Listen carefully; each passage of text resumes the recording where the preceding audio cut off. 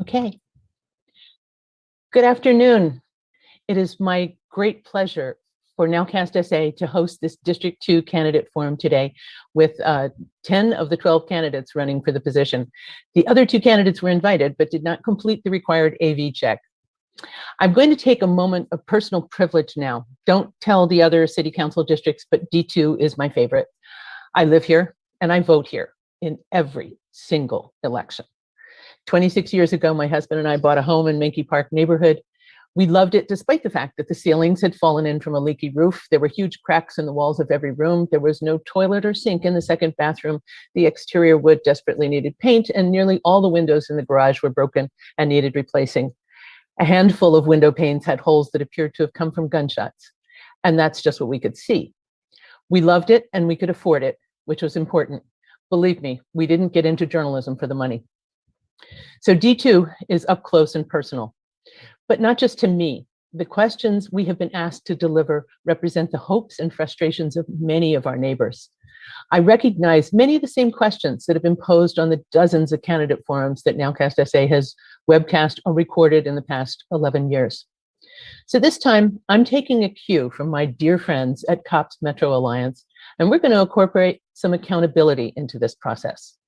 I'm going to be asking you, candidates, for measurable specifics. And whoever is elected, we're going to come find you in 6 months and report on how well you kept your promises. And NOWCastSA and my neighbors are going to keep that promise. Here's how it will go today. We're going to start out with a 2-minute opening statement and then go to questions. I will be asking the questions in a randomized order, so you won't be following the same person every time. Because we have mapped this out to last until 4:30, we will take a halftime break and watch some fabulous drone footage of District 2 for about 10 minutes so we can get up and stretch or take a bio break. I'm working with about a dozen questions that came in from the community, but we will be keeping a lookout for live questions that pave new ground. Candidates, please remain muted when you're not speaking. Candidates may not address questions by or make remarks to the other candidates. All the questions come from me, the moderator. We do have a mute button, and we will use it if you run over your time for more than just to finish the sentence you're working on. And now, for opening statements, each candidate will have 2 minutes. And I'm going to start out in ballot order. So the first person answering this question will be Nneka Cleaver.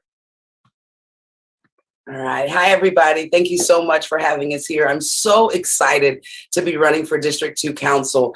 A lot of work that I've been doing for the last 10 years and a lot of my life, actually, because I see myself as a servant to the community.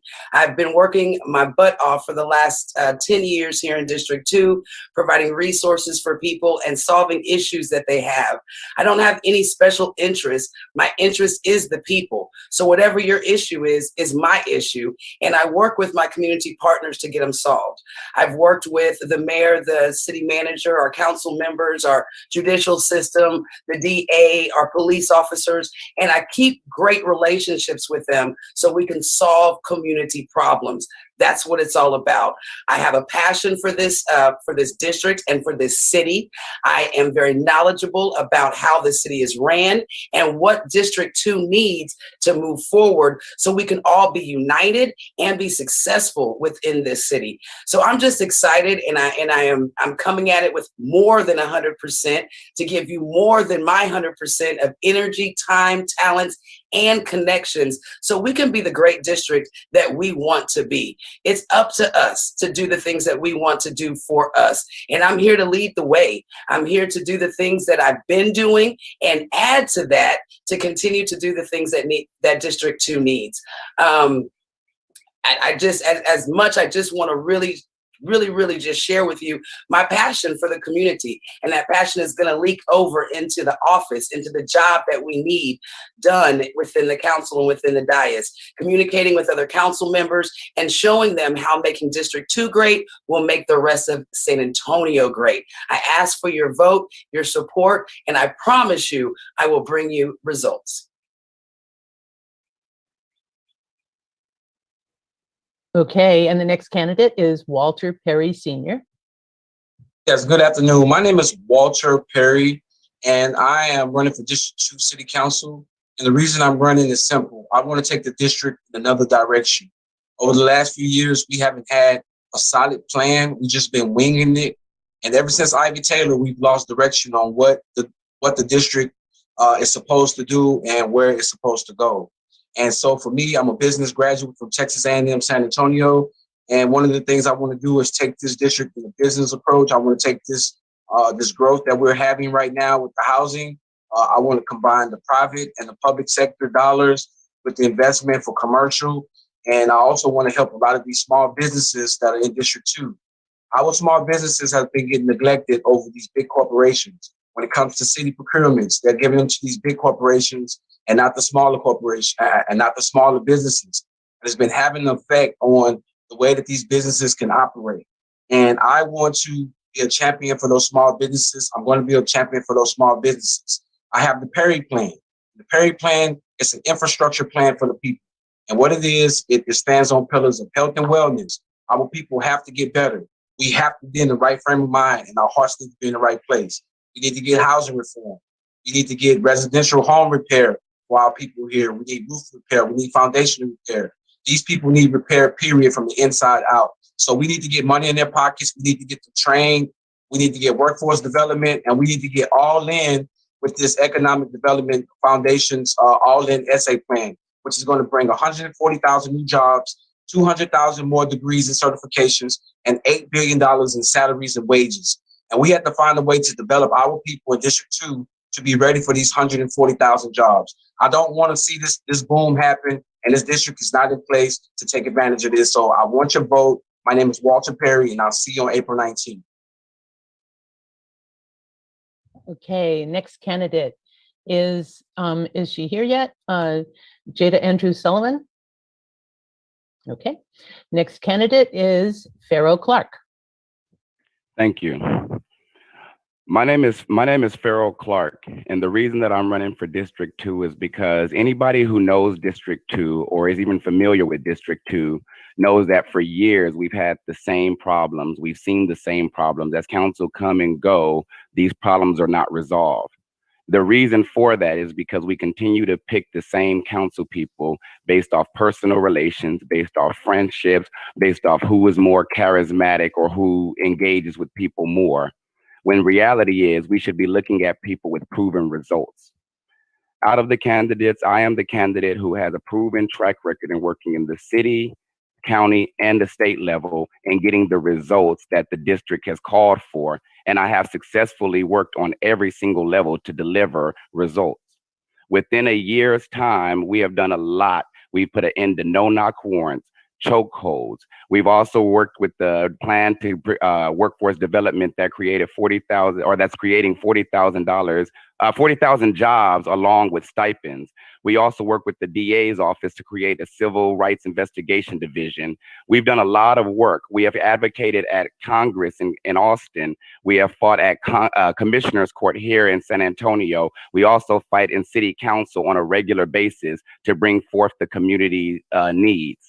We need relentless people in office that are going to fight for the changes that are needed in our community. We need people that don't just talk about plans, but actually live those plans out every single day and that are committed to the district with 24-hour representation.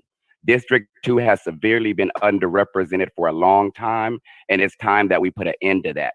If you elect me as your District 2 representative, I promise to you that I will remain accessible, I will remain accountable, and I will always deliver action. Thank you. And the next candidate is Christy Villanueva. I think, Christy, our timing is just about impeccable. Thank you. And thank you for having me. Hello, everyone. My name is Christy Villanueva, former president of the West San Antonio Chamber. I was also recently a trustee with the board of VIA, appointed to that board of ethics also, which was an appointment. I also serve on other boards throughout the city. My passion is obviously has been displayed through all of the development, all of the small business support that I have given throughout the community, also for transportation and others. My desire to serve really comes from the fact that this is how I was brought up. It's important to me to help my community do better. There is nothing behind no money or no people. There is no one pushing me to do this but myself. I feel a duty to serve, and which is why I decided to move from the chamber over into an elected office. My focus is truly to be able to represent the district at a higher level because as we all know, District 2 is extremely diverse. And in addition to its diversity, it has been left behind in a number of different categories. We've got to rebuild. We have to move forward. We have to bring more money into our area and no longer leave our neighbors behind. And this is what I'm here for. And this is why I ask for your vote to elect me as your next councilwoman. It's important that we unite and move forward together. Thank you. Okay. Very quickly, Dory, make sure that you download the virtual background because we can't put you up without the with campaign literature. The next person to speak, the next candidate to speak is Norris Tyrone Darden. Good afternoon. My name is Norris Tyrone Darden, and I'm a candidate for City Council District 2. So for me, I've been active civically since I've returned home from college since 2003. And there's three things that I look for in a candidate when I'm trying to cast an informed vote. That's experience, education, and of course, energy. So for me, being a lifelong resident, a native son of District 2, I've had the opportunity to gather those references throughout our community over decades. And so I understand in our diversity, in the size of our district, there's a lot of different things that you need to bring to the table. For me, I'm an educator. I've been educating our district for 18 years, Davis Middle School, Sam Houston High School, and now at George Gervin Academy.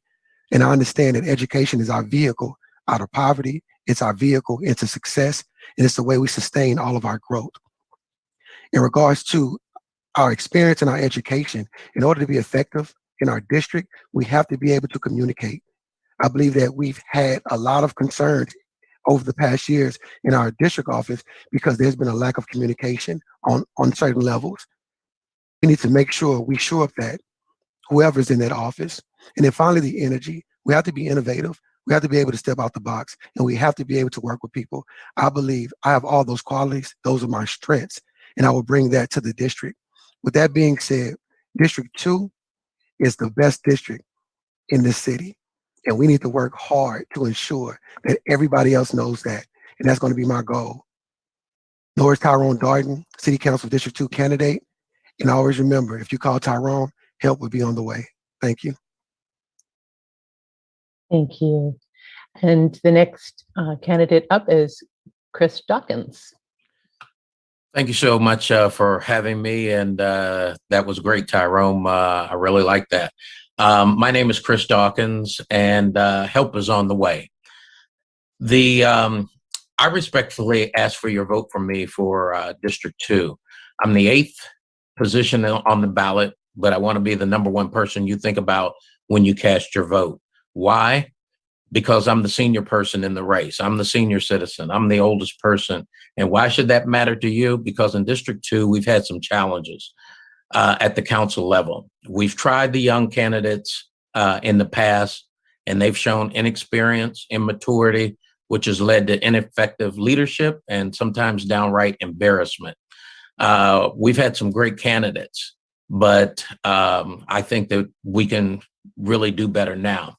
As for myself, I have served as the past president of Lakeside Neighborhood Association, and that's another thing that I bring to the race that none of the other candidates have had, which is being the president of a neighborhood association, which I think is very important and I think should be the litmus test as we choose candidates going forward. I have that experience. I was also on the Joint Commission for Elderly Affairs, which was a commission for elderly people in this city of San Antonio, both on the county level and on the city level.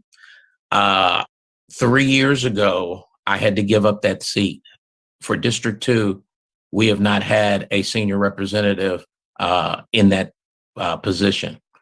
Prior to that, prior to me being nominated, it was 8 years and we did not have somebody to represent the seniors for District 2. So that's what I talk about when I say irresponsibility. And I hope that you will elect Chris Dawkins when it comes time to vote. Thank you. Thank you. And the next candidate is Dory Brown. Dory? Well, hello. Can you hear me? Okay, sorry, I'm not at home where I had set up for this meeting. I'm actually still in my car, but out greeting the people, block walking on today. Once again, my name is Dory Brown, and I just want to take this moment to let you all know one of the reasons that I'm running for city council is I believe we need a positive, proactive change of somebody who does stuff in the community while relating to the people and listening to the people. That is one of the things that I've done. I've done stuff in the background for over 14 years. And so I haven't been out there trying to be seen by everybody when those people who know me know that they can call on me. I'm going to get the job done. I'm working hard, and that I have the follow through. And I'm going to stand up for what's right. One thing you'll know about me is I'm sincere. I'm honest. My integrity is true. I will always be there as a business owner, and having my business in District 2. I saw things that lacked within District 2, even particularly more the East Side, when it comes to being able to, for a business owner to find a place to have a professional office. And also just to encourage and uplift other people and other small business owners as well. As a homeowner in this district, I was not raised on the East Side. I was not raised in District 2. So when I built my house, it was a choice that I made to invest my hard-earned money within this district. And I've been here with no regrets ever since 95 have I been in this district. Even when I purchased a new home, I stayed within District 2, within East Central School District, because I saw the benefits of it. I believe that District 2, it needs a lot of love. There's a lot of fight that needs to happen. I feel that we're taking granted, and I will work hard. Okay, thank you. And I'm working on this background. Okay, and the next candidate is Carl Booker.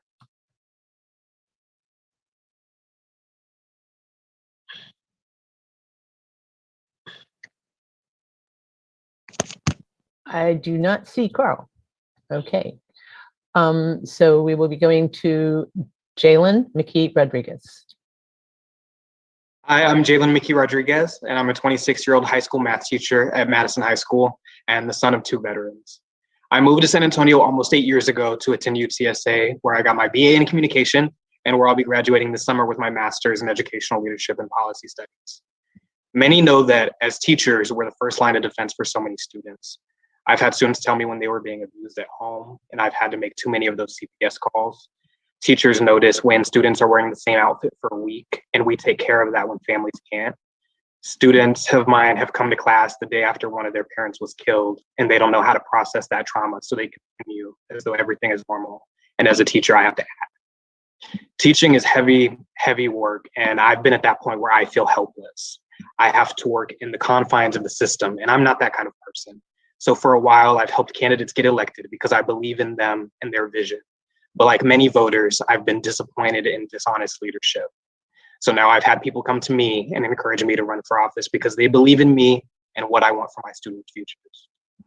In addition to my experience as a teacher, I've previously served as District 2's Director of Communication and also a board member of Stonewall Democrats and as a member of Texas Organizing Project, San Antonio DSA, and our Revolution. I've also served as a volunteer with VSD Youth, Child Advocate San Antonio, and City Year. Through these experiences, I know the impact, the influence of our council members can have on my students and their families and our neighbors. I know what home repairs, rent forgiveness, an extended eviction moratorium, citywide broadband, a knowledgeable zoning commissioner, quality jobs. I know what difference these things can make. I'm disappointed that our city council has not delivered, but I remain optimistic that it's not too late to change. That's why I'm running for District Thank Thank you. you. And now we're going to go back to Jada Andrews-Sullivan, who has.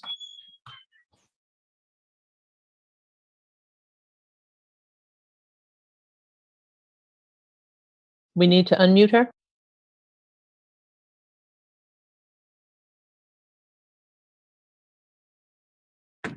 Let me text her.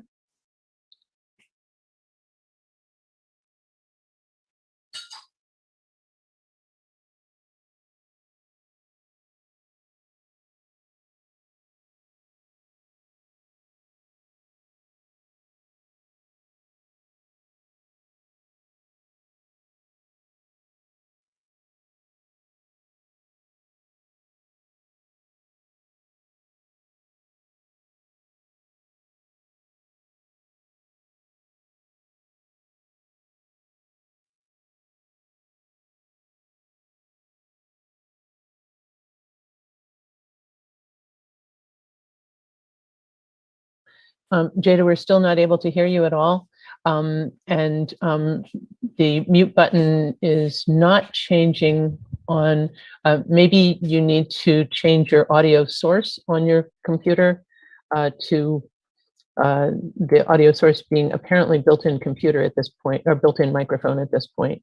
And if you can't find it immediately, we may, there, talk. Can you hear me? Yes, go. Awesome. We had to play with it a little bit, but hey, that's technology. We get through it, right? That's what we've been doing in the last year. So again, I'm City Councilwoman Jada Andrews-Sullivan, representing District 2. Clock, please reset. And I am so thankful to be here. So I'm going to get through this because we know that we have many questions that are here. But we are here to make consistency happen. Consistency matters. We have seen the revolving door of what it looks like when we have to continue to start over, and we get nothing done in our community. I want to thank you so much for allowing us the opportunity to be here. We've been out, we've been knocking on doors, we've been listening to the community, and we hear the cries of what is continuously needing to be done. Even though we have been putting several things in place and getting several things done, we know that there is still more work to do right here in District 2. District 2 is over almost 60 square miles wide. That's a lot of work to be done. We have started to see the wheels of momentum change as we're bringing in economic development, making sure that we are keeping families within their homes. We have been able to save 4,000 families here in the District 2 area through our emergency housing and assistance program. And even though that's just a mile mark of what we can do when we work together, we are so happy to see that we continue to have our families in place. And even though we know that this is our only first term, the second term holds a lot more. The pandemic put a stop to a lot of things that we had in progress, but please understand that we are still going forward. We're doing the work of the people. The people here in District 2 are the people who have raised us, made us, and keep us strong. They keep us accountable. They hold us to our word. And even when we do have times of crisis, we build, we grow, and we unite. We are here to continue to educate, empower, and uplift District 2. Thank you once again for continuing to believe in the dream. And our dream is continuing to happen as we speak right now. So thank you for your time, and we look forward to continuously serving District 2. Thank you. Okay. Just to reiterate real quickly, we're going to be going through these questions from here on until halftime. We will have, you'll have 1 minute or less to answer the questions. Clock, go down to 1. And we're going to start out the first question. Okay, and then I will ask in a different order than the last time. Okay, so the first question is, as a city council person, one of your responsibilities is to appoint people to boards and commission, including the Zoning Commission and the Historic Design and Review Commission, where I've spent lots of hours. D2 has within its boundaries 6 historic districts and numerous designated landmarks, which makes these positions very, very critical. And in the past, sometimes people who have filled those positions have either not lived in District 2, not had the expertise, or sometimes not even lived in the city. If you are elected, will you pledge to fill these seats with people who reside in the district and who have expertise and a passion for listening and learning? And the first person to answer this will be Christy Villanueva. Thank you. 1 minute, is that correct? 1 minute, yes. And it's Christy, Yes. not Jalen. Christy. I'm here. Can you hear me? Yes, yes, but we also see Jalen. That's okay. I Oh. got it. Okay. All right. So thank you. So as a person who has already served on several boards and commissions, I understand the necessity to have qualified people participate in the conversations. We need to make sure there are experts. I am committed to making sure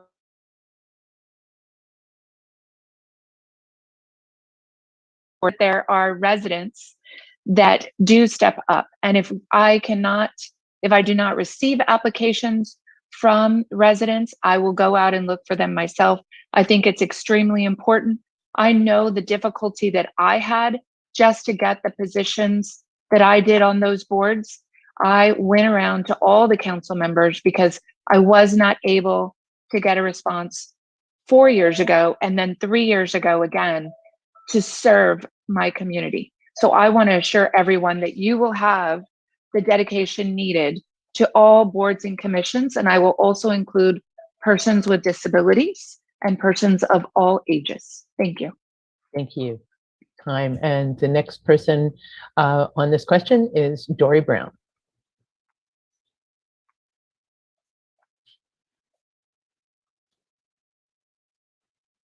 Can we unmute Dory?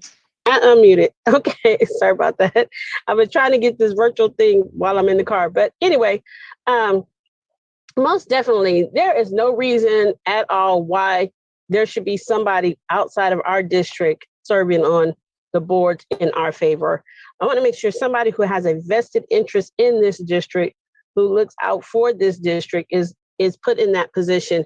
And there are too many people within the district. If you reach out within the community, even if you don't particularly know that person, there's enough people in the district, even within our senior saints, even within people that we know have been community activists, who know somebody that you can connect with that can fill that seat. So even if somebody doesn't apply to it, there's a number of resources, and that gives you a chance to know who's out in your district. And you don't have to look for just that one position at that one time. Put it out there within all the Thank you. Okay, and the next person on this question is Ms. Neka Cleaver. So this is my favorite topic because I know that the boards and commissions is what really runs our city. And District 2 has been absolutely misrepresented. Now, we heard just a couple of days ago that all of the boards and commission seats have been filled. But I find that really hard because I've had many, countless people try to apply for boards and commissions, couldn't find an application, didn't get a call back, couldn't get connected. Not only have we already put together a list of boards and commissions that D2 is able to be a part of, within the first 30 days, we will go back and interview through all of those positions to make sure that the person sitting there loves District 2, knows District 2, knows the opportunities of the district, and is very knowledgeable about what they are representing. If they do not have our best interest at hand, they will not sit in that seat. And within the first 30 days, we will make sure of it. Thank you. The next person for this question is Pharaoh Clark. Yes, I would. Can you hear me? Okay.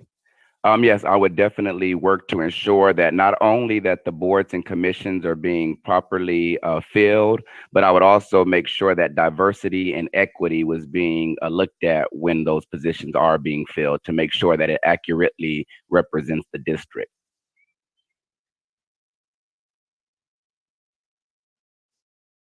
You have 30 seconds left. Oh, I was just going to say that not only on the boards and commissions, but also through the office, it's important that you don't just go with people who apply. You also have to make sure that you do, like I think it was Ms. Dory Brown said, and go out and seek the experts. You have to go out and look for people that are qualified and make sure that the very best is serving the community. Thank you so much. I'm going to take a brief moment here. Carl, I see you have joined us. Carl, you should have in your email a virtual background to download. If you can do that, fine. Let me try and find it. I guess give me Okay. 3 or 4 minutes. Keep doing it. We're going to on to other people on the questions, okay? The next person for this question is Chris Dawkins. Thank you so much for the question. First of all, when you talk about historic preservation, I was named a fellow by the National Trust for Historic Preservation in Washington, D.C. So I am very versed on historical value, number one. Second, if I am elected, the first people that I'm going to look to be able to fill all of these slots is, although I told you I am a senior, the other candidates that are here, I would look to them to also ask them to continue to serve and to find a way for them to serve. And hopefully they will want to serve on some of those boards and commissions. Number three, I have served on the Joint Commission for Elderly Affairs.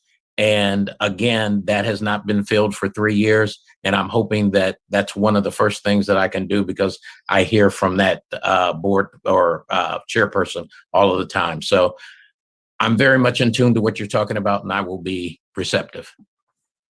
Thank you. And the next person on this question is Norris Tyrone Darden. Just waiting for my face to pop up. There I go. Okay, so thank you.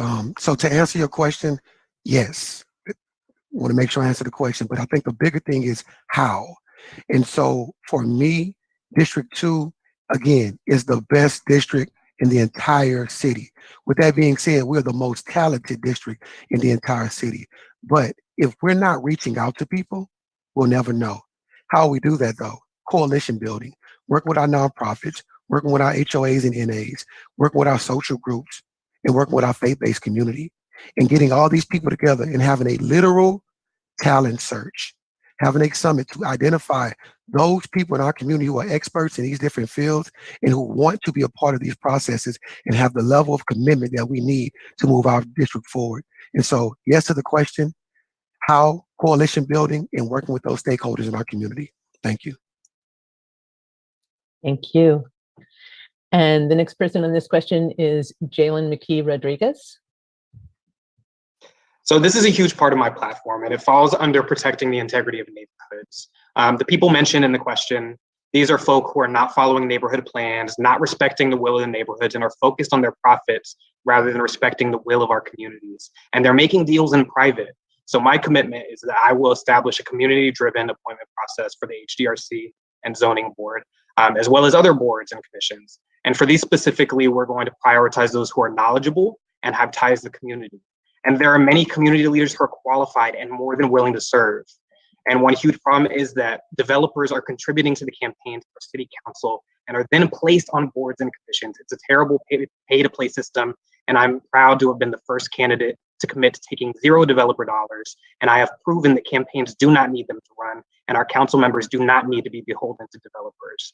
I'm a people-driven candidate, and you can count on me to be honest about that. Thank you. Thank you.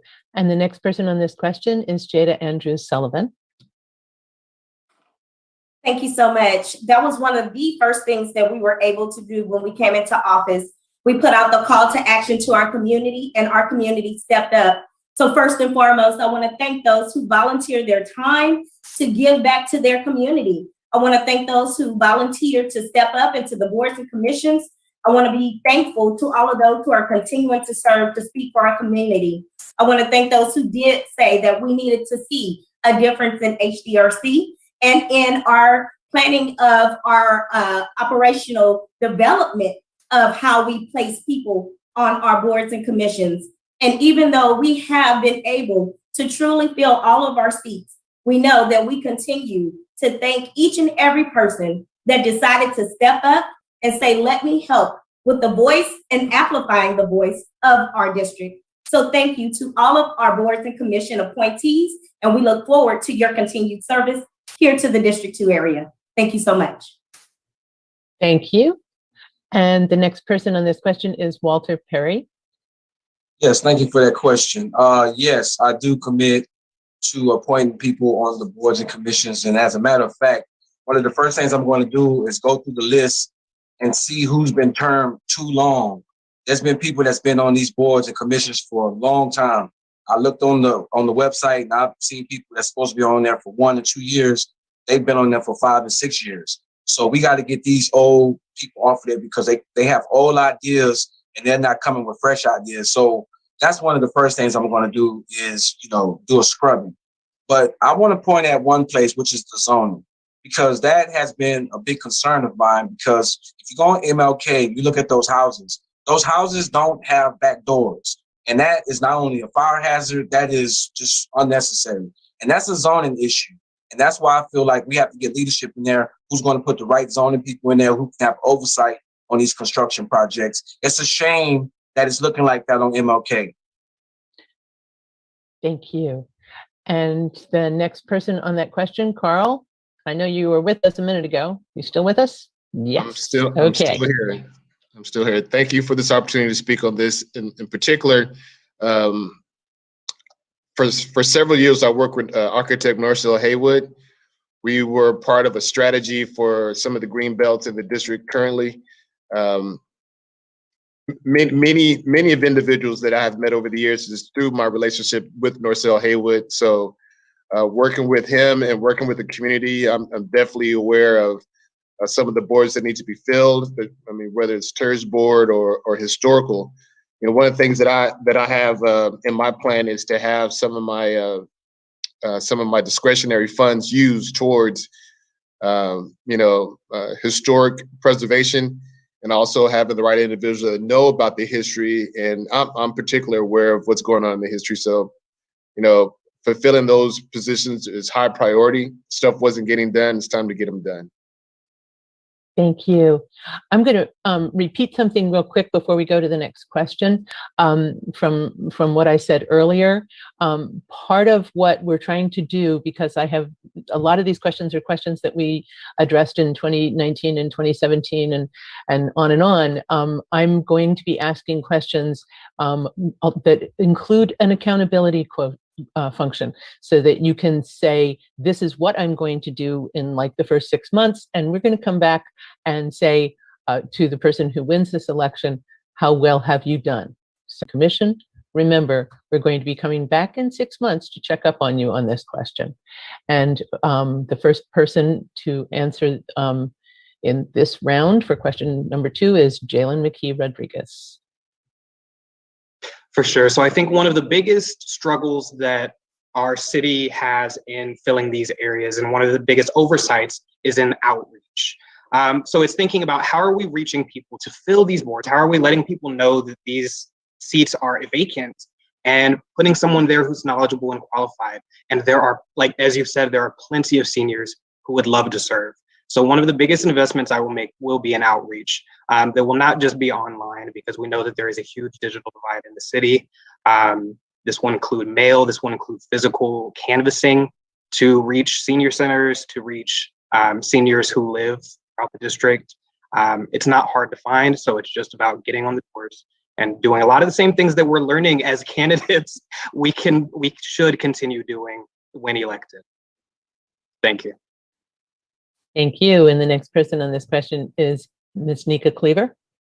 So I was so surprised to hear that there were so many seniors that didn't have a voice, being that every election and every time someone's asking for a vote, they're always concentrating on the seniors. So how do we go from concentrating on the seniors during election time and then not talking to them for 2 years, and then we're right back concentrating on the seniors? This has to be a daily thing that we're dealing with, which a lot of other things in our community, which is why I'll have committees that are specific to each of those things. So we will have a senior committee with people who are leaders and already work with our seniors in our district to make sure that their voice is heard, to make sure that they have resources, again, which is something that we already do, and to make sure that they are accessible.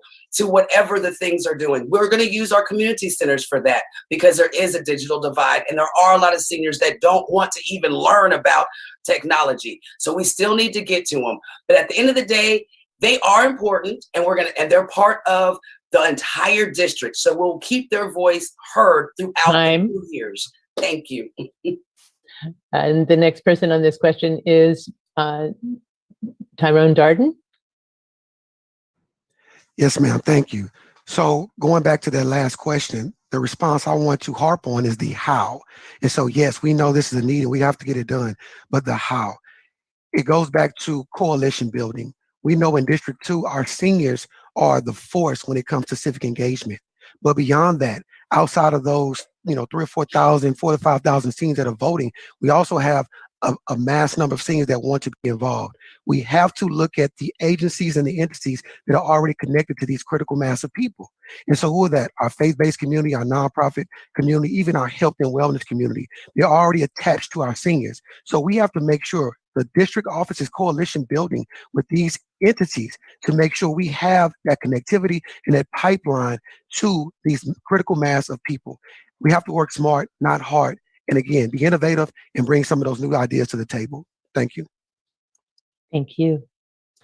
And the next person on this question is Walter Perry.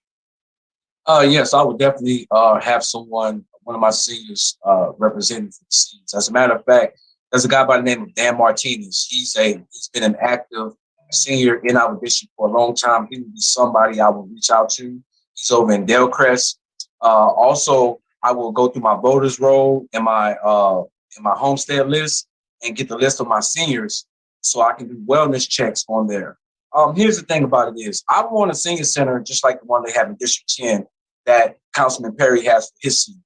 I want to roll out the red carpet for our seniors because they are the ones who laid down the groundwork for us to be here. So I talk to a lot of seniors. You can go next door. You'll see me talking to the seniors all the time. I'm the honorary protector of the seniors in my neighborhood over here off of F Street in Ruby Heights. So I'm committed to these seniors and I'm committed to giving them a voice, but I'm also committed to protecting them and fighting for them because they're not always able to fight. So you have a champion out of me. Thank you. And the next person on this question is Chris Dawkins. Thank you. I think I'm the last person who served on that board. I think this is a very important question and something that all of the candidates that have talked thus far have said. We have a constituency of seniors already. Why aren't they being taken care of and represented? That means me. I'm one of those seniors. I'm one of those people who are not being represented. So you can be assured that I will make sure that they are represented.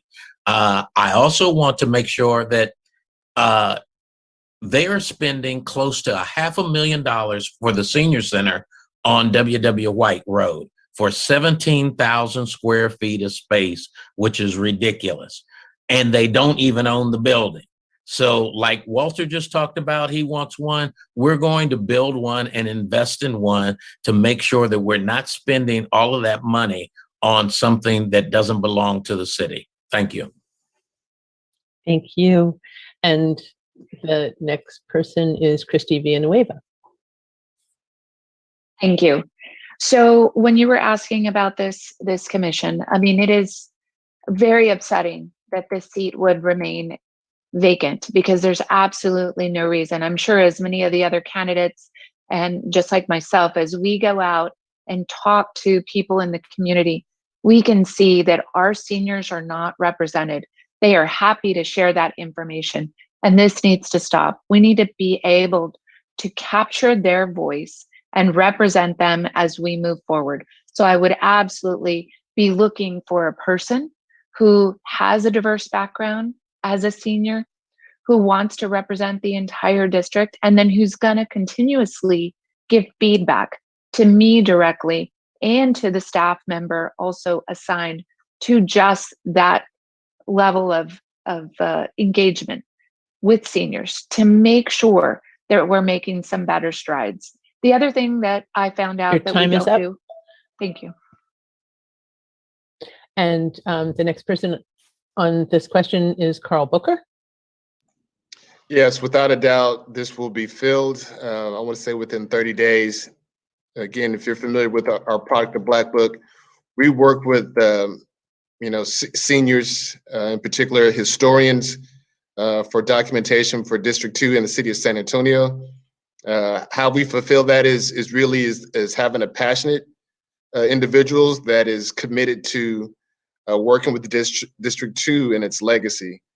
Filling that position will not be difficult. I've worked with, and again, over 1,400 businesses in the community. Along with that are, some senior citizens that do have business or are retired. I am familiar with the community and the individuals that help build what it is today. Thank you. And the next person on this question is Pharaoh Clark.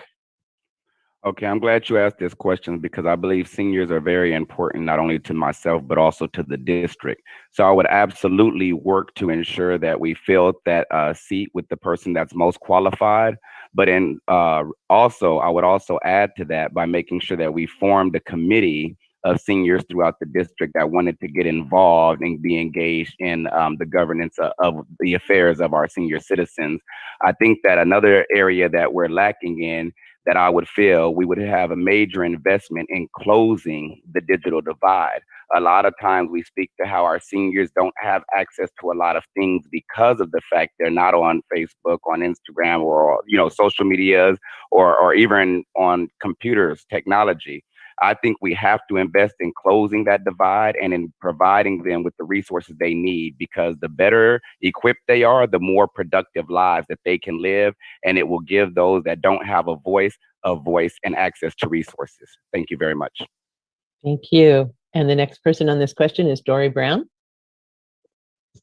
Yes, one of the things that when it comes to this commission or any commission, if you're worried about the senior commission, if you don't know where to start, we can start with our very own Chris Dawkins. So when I win, Chris, knowing that he has the qualification and the experience and has a passion and will look out for the seniors, he's a great place to start. I'm not a senior, but I do represent the AARP group. So I definitely want to have somebody in there who is looking out, for those in that transition. Now, there's a lot of seniors who have retired who don't want to do anything, but they still want their voice heard. So we have to be mindful of them that they still matter.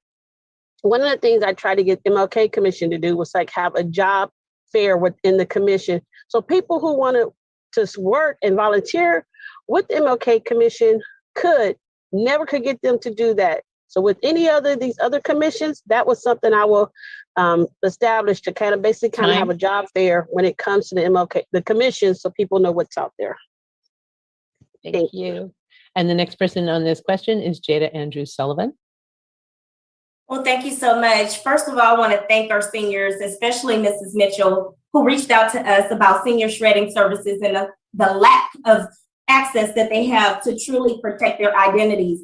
Then I want to thank AARP Meals on Wheels for continuing to do the work that they continue to do with our senior services. Also, what we have seen, especially with a lot of the homebound seniors, is that we have been able to use our San Antonio Fire Department MIH team to deliver home vaccines to those who are homebound. And not only for our seniors, but those within our disabled community as well. As we continue to talk about it, Mr. Dawkins, we know that stepping off of the board was something you didn't want to do, but having your voice to continue to represent those seniors is what we always look forward to. Meeting with the commission for our seniors, we spoke to the things that they needed to see, which is telemed, telehealth, and making sure that someone understood that they are here as well. So thank you so much. Thank you. And now on to the next question, which is going to be a short question. And we're going to give you 30 seconds to respond to this one. Okay, time clock, you need to go down to 30 seconds. Time clock is one of my favorite people. Okay, all right. The question is, District 2 is a large district, has many diverse neighborhoods. How many neighborhood association, community association meetings do you plan to attend virtually, but not by sending a staffer, in your first 6 months of office? This is a quickie. 30 seconds. How many meetings? And the first person on this one is Carl Booker. Like a lot of things, scheduling. As long as it's scheduled, I'll be there. Communication is half the battle. So as long as we're aware of the meeting, I will personally be there. If it's in person, I'll be there. If it's virtually, I'll be there. So it's just a matter of scheduling. I don't have a problem. You know, I would like to do 100%. How about that? Okay. And the next person is Farrell Clark. I'd literally be at as many of them as I can attend. Anybody who follows me or is familiar with the work I do, you know that I attend literally hundreds of meetings, city council, commissioners court, Zooms, attending Congress to speak on House bills. So I'm very, very active when it comes to that. And there's not a day goes by that I'm not in at least three to six Zooms. So I'd attend as many as possible. Thank you. The next person on this question is Chris Dawkins. 100%. I will do all of them. There are going to be some neighborhoods. Wow. Hold on. Are you hearing me? There we go. Now we got Chris. Time clock. Would you start over again, please, at 30? So I'm going to attend 100% of them. I'm going to both attend in person. I'm going to set them up with Zoom so that they understand and can do Zoom. We're going to also continue the President's Roundtable. We're going to do that. Those people or those areas that do not have neighborhood associations, we're going to help them to create those. This is a cornerstone of what I believe and how you make the city council work, because those constituents are what makes it go. Thank you. And the next person on this question is Dory Brown. My goal would be to attend 100%, but no less than 60% within the first month, and then get the other 40% in the second month. That's the perfect opportune time to introduce yourself as a council person, to find out what the concerns are, and then make sure you put all that together. If you can do 100% the first month, when you come back in the second, then you can kind of give follow-up on what you've discussed previously. Thank you, Time. And the next person is Norris Tyrone Darden. Yes, ma'am. So my goal in the first 6 months is to attend 100% of the meetings, either via Zoom or if they're having them in person, safely in person. Beyond that, we also have to look at, over this pandemic, the homeowner association and neighborhood associations that have literally folded. In block walking in East Terrell Hills, they've told me we need help because we really don't have that level of support anymore, and we aren't meeting. And so that would be a priority, 100%, and help those who need the help the most. Thank you. The next person on this is Neka Cleaver. All right, so we have, do I unmute myself? I'm sorry. Can you hear me? We can hear you, you're fine. Okay, fabulous. Okay, so we have 29 neighborhood associations in District 2. Many of them meet on a Tuesday or a Monday at 6 o'clock. I know this because I sit on the board of Denver Heights Neighborhood Association, and Dignowity Neighborhood Association happens at the same time. I will be at 100%. We just got to get the timing together to make sure that I can get to all of them. This is very important because they are part of the plan to make District 2 great. They have to have more involvement and more support. So I'll be there. Thank you. And next is Jada Andrews-Sullivan.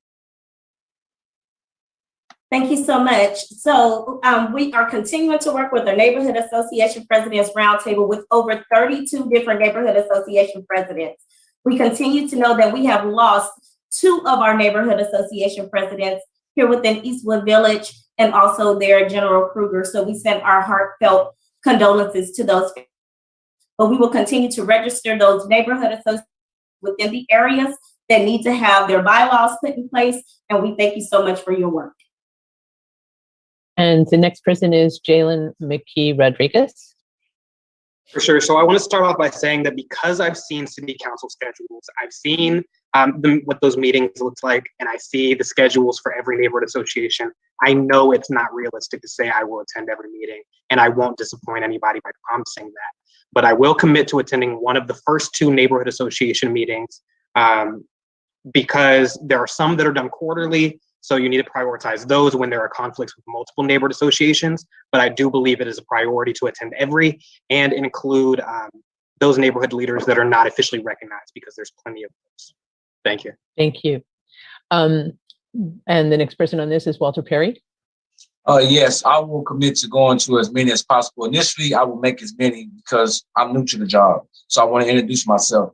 But one of the ideas that I have, I want to create a neighborhood association hub where it's where they can come and make copies, have meetings, and everybody can come as a coalition building like they do with the Eastern Triangle.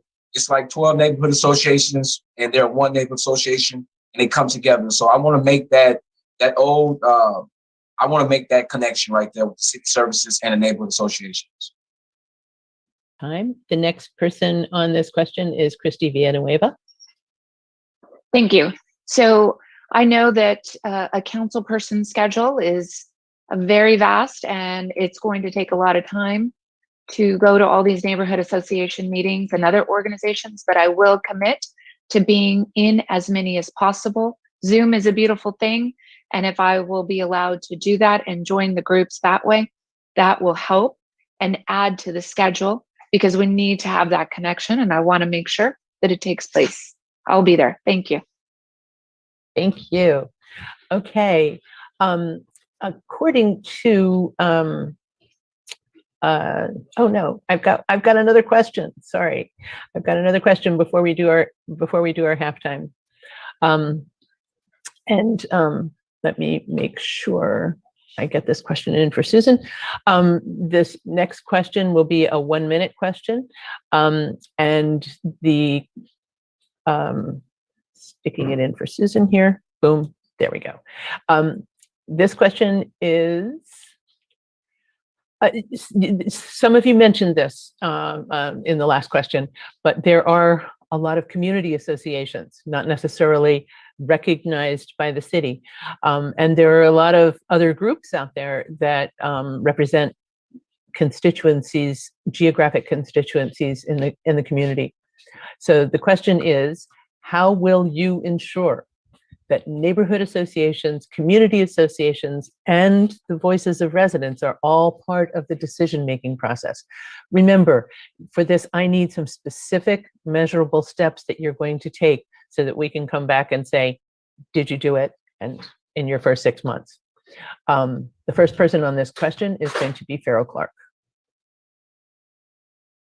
Yes, I think that's very important, and it's already part of the work that I already do. Having to sit on so many different organizations and be a part of so many different committees, it's an absolutely important question to be able to make sure that everybody's involved and having to be in touch with so many people. But it is definitely possible. One of the things we have to do is bring in technology to ensure that happens, to make sure that people have every possible way to get in touch with their council members via text, whether it's emails, Facebook, Instagram, Twitter. You have to open all lines of communication and ensure that everybody possible has a seat at that table. And that's something that I will continue to do. I will engage our faith-based communities, our nonprofits, and our organizations that are recognized and unrecognized in order to get that done. Thank you very much. Thank you. The next person on this question is Norris Tyrone Darden. Yes, ma'am. That's a great question. And so for District 2, we have a lot of great independent and individual organizations operating what I like to call their silos of excellence. And those silos are excellent in name because they help the people that are a part of it. But when we want to start growing and we want to start sustaining that growth, we have to break down those walls. And that goes back to my statement of coalition building and working together. And so we know in District 2, faith-based community, nonprofit community, our social groups, all those are the organizations, the neighborhood association, homeowner associations, or the organizations that are attached to the critical masses. But we need to start working together. And so for me, coalition building will be the #1 priority in addition to constituency services. We get more people involved, we get more people connected, and more voices will be heard. Thank you. Thank you. The next person on this question is Walter Perry. Yes, again, like I said, the biggest thing for these neighborhood associations is having the access to the council office. So I promise to create more accessibility for the neighborhood associations. I said earlier, I want to create hubs for the neighborhood associations to where they can all come together. See, you need to create a place to where they can all come together, and then that way you can talk to them. They can have meeting spaces. They can come get city data. They can come run off copies. They can create neighborhood association welcome packages for new people who move into their neighborhoods. See, those are the type of things that we need to do. Like, we need to strengthen our neighborhood associations. So imagine if my neighborhood, Wheatley Heights, we had a welcome to the neighborhood package that talked about trash pickup days, the mail pickup days, who your neighbors are, who to call, situations like that. We need our neighborhood associations to be active like that because they have information to residents that the city doesn't. And once we start utilizing those type of things for us, we can be successful. Thank you. And the next person on this question is Carl Booker. Yes, I have a plan for a community dashboard. In that dashboard, it's about documentation. So if a neighborhood association has any issues, whether it's stray dogs, speed bumps, homeless encampments, they need to be established. They need to be what I call created a standard. So if we know in a particular neighborhood that they have a standard of stray dogs or, speeding throughout the neighborhood, we need to identify that, establish milestones for that neighborhood, find out how we can fix it. Again, we will have a FAQ in that community dashboard that addresses their issue. So if it's in writing, we want to respond in writing and then have a timeline of when we're going to get that done. So if we believe we can solve that problem, we're going to document it and let them know that it's in progress, almost like a Uber, it's on its way, and we're going to fix it. Thank you. The next person on this is Jalen McKee-Rodriquez. For sure. So my commitments are: 1, I will attend neighborhood association meetings and will have at least one staff member at every one of those meetings.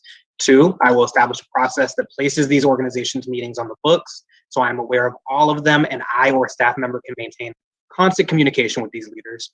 3, I will establish an advisory board that will serve to make policy, budgeting, commission and board placements, and community engagement recommendations, and all can serve on that board. All are eligible. And I think 4, I will also have Friday office hours at each of the 2 field offices so that I am accessible to everyone on the East and the Northeast. Thank you. We have time left. Succinct. Okay. The next person on this question is Christy Villanueva. Thank you. The focus of this would be to have success is definitely to be accessible. So I would make sure that I am accessible and all of the staff members are constantly accessible to each of these groups, no matter what they're doing, no matter what activity is going on. We want to make sure that we're always checking in, we're always documenting the progress overall, and then we're sharing that with the rest of the community. So that is definitely going to be the key to this. We also, my team and I want to build strategy meetings to make sure that each of the questions are getting answered. And if they're not being addressed, we can take care of that very quickly. So bringing everyone together, uniting the community from all areas throughout District 2. Thank you. Okay. And the next person on this question is Dory Brown. And yes, can you repeat the question for me? Because I got Sure distracted by a can. child. 1 second. How will you ensure that neighborhood associations, community associations, and the voices of residents are all part of the decision-making process? And I am looking for specific, measurable steps. Okay. One of the things we have to do is see what's out there and revamp and rethink what's out there. I know, like the city has an app. I don't see how we can't expand off of that unless we need to create our own. Even through our website, when I worked for State Rep Ruth Jones McClendon, we had a separate website for the residents to get information out that did not go through the state. So even if we do use that as an avenue for them to contact us, that makes sure everything is time stamped and dated in a way that we can make sure we follow up. And give the people a way to contact us, not just pass me a Walmart and say a few words to me and expect me to remember your situation. But we will make sure, or I will make sure, that the residents' issues are noted, addressed, and followed up on. Thank you. And the next person on this question is Neka Cleaver. So I'm going to say the relationships that I already have, the relationships that we will build, communication, and having a center core place for engagement. It's all about, like, right now, I've talked to so many special interest groups and community groups and people who work and serve the community. Why? Because my name is on a list and I'm running for a candidate. They can find me. So that's what they'll need to be able to do as council person. Yes, we will have a committee within the office that strictly deals with neighborhood associations and groups that want to build and work for the district. So that way they have consistent help, consistent resources, and a consistent cheerleader to help you get to the issues that you need done. We don't have to wait on a certain date. We also have ilovemyd2.com that will launch, that will have questions, surveys, and places for you to put your concerns in. And yes, I will be accessible at all times, whether it's through the office, through the phone, through the email, or through this website. We're going to get it done. Okay. And the next person on this question is Jada Andrews-Sullivan. Thank you so much. So we continue to have open access. Even in the last year when our office was closed and the city was shut down, we continue to answer questions on Facebook. We continue to have access through making sure that you have your e-blast, working with CCSA, working with COPS Metro. We continue to have a monthly meeting that is set up. So we continue to reach out to our faith-based leaders by having a quarterly meeting with our faith-based ministers to make sure that they are able to get that communication back out to their parishioners. We continue to work with the ICANN. We continue to work with our schools and our school counselors. We continue to work on making sure that our constituents can come in and speak to us at the office. Last campaign, we gave out my personal phone number, and in the last 2 years, it still hasn't changed. So we are still accessible. We're still here to do the work for our community. We will continue to work with each and every person that is willing and able and wanting to work with us. We are here for you, District 2. Know that your answers will be given to you. Thank you so much. Thank you. And the next person on this question is Chris Dawkins. Okay, first of all, news alert. If I become the council person, the neighborhood roundtable is going to be called now the Community Congress. The Community Congress is going to be a group of neighborhood organizations, and it's a two-way street. I want them to be able to contact me, and I want to be able to contact them. I want to empower them so that the neighbors in their neighborhood are using the neighborhood organizations. I want to try to structure this in such a way where the neighborhood organizations have a lot of power to make sure that the neighbors get involved. The problem that I see right now, and being a neighborhood president before, is that people just don't get in touch or go through their neighborhood organizations. And I want to try to make that so that it does happen more, that we've got more input from the neighbors to the neighborhood association to the council district. Whatever we need to do as far as that's concerned, I'm willing to do. How we're going to make that accountable or numbered or quantified, I don't know how we're going to do that. Time. Thank you. Thank you. Okay.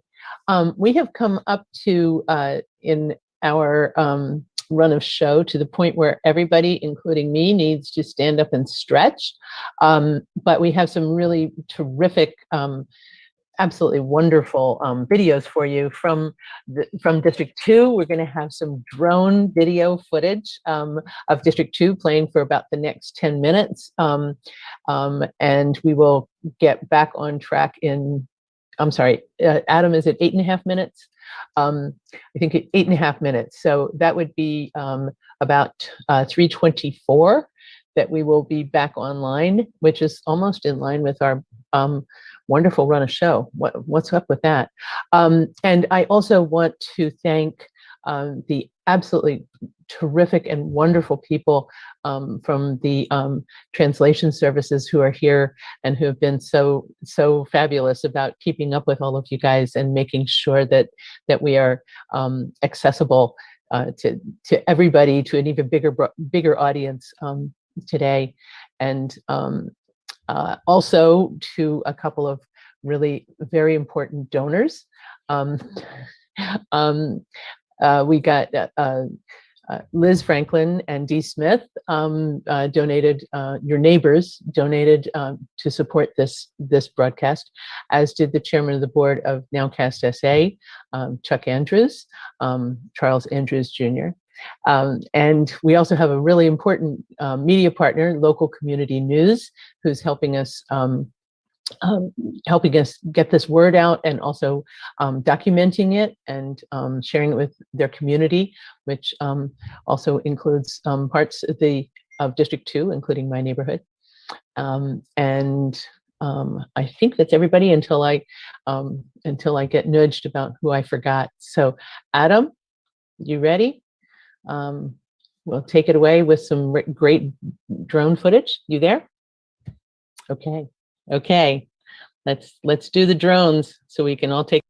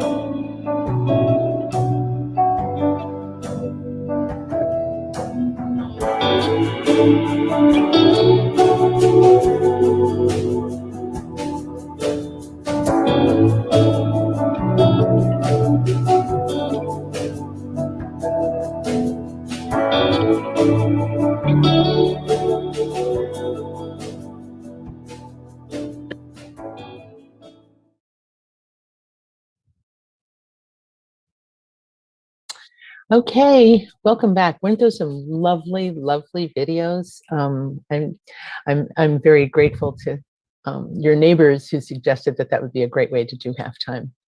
And let me call them out by name. Ivana Flores is tucked over my shoulder there. It's SAI interpreters, and they are They are the best. Totally wonderful. And I'm so grateful for their help today. That really made this possible. And another shout out to the folks at KENS 5, everyone on the east side of San Antonio in District 2 knows KENS 5's most beloved resident of District 2 is Sue Kalberg, and KENS 5 also did a story and promotion of this event today. And so the next time you see a KENS 5 person, say, thanks guys, because they care. Okay, we're up on question number 5 now. And let me tuck this into Crowdcast so that it can be linked. By the way, in case you are not aware, if you go back to Crowdcast after this, you can click on the questions, and when that question is asked, it will jump the video straight to that question, so you can hear all the candidates' responses to those specific questions, to that specific question, which is one of the reasons we love Crowdcast. Okay, so the question is, District 2 seems to be ground zero for gentrification and development, and often that leaves long-time low-income residents vulnerable and displaced. What specific steps are you going to take to help them deal with that? And for this, we're on question number 5. The first person to answer this is Walter Perry. In the Perry plan, we specifically are going to build and make homeowners. I think is the key to stopping gentrification, is to raise the level of home ownership. When you have people in those homes, developers can't get them. And the reason that they were able to come in during the promise zone was because we had a lot of vacant lots and a lot of dilapidated and vacant homes. So they were able to come into these neighborhoods, spruce up these houses with this cheap stuff, this cheap labor, and these cheap building materials, and charge astronomical prices for neighborhoods that's not really worth it. We have, in these neighborhoods that are gentrified, you still have prostitution, you still have crime, you still have blight, and there's still food deserts. So one of the things I would do is create a straight path to home ownership. That is the true way to stopping crime and gentrification. And you can look at the numbers and it will show you have a stronger home ownership neighborhood, you have a stronger community, stronger schools, and you have better businesses. So that's where I will go, is building home ownership.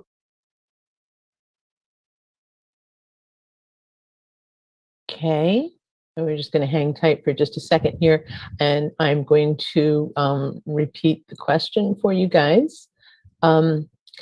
Again, District 2 seems to be ground zero for gentrification and development. It can leave long-time, low-income residents vulnerable and displaced. What specific steps will you have to help them? Will you take to help those people? Okay, and the next person on this question is Jada Andrews-Sullivan. Thank you so much. So what we have started to do is we are looking at what development is truly coming into the district. We have denied many zonings that have been asked to be built. We also have changed the UDC to make sure that any development that is coming into the district is consistent with the identity of those neighborhoods. Also making sure that we are putting in development that speaks to community partners that really want to help to uplift the District 2 area by looking at those other homes that are in the same areas that they're looking to develop, to say, what can we do to beautify the neighborhoods and beautify the homes that are right there? We do not want to displace families. So we need to make sure that we are working with our state representatives and working with our tax assessors to make sure that we are having equitable appraisals done within our community. We have seen the District 2 area be overpriced by 250% just in the local areas. So that is the work that we will continue to do. We will continue to hold everyone accountable, but we will get in the resources that our community needs. Thank you. Sorry, I was muted there. And the next person on this question is Farrell Clark.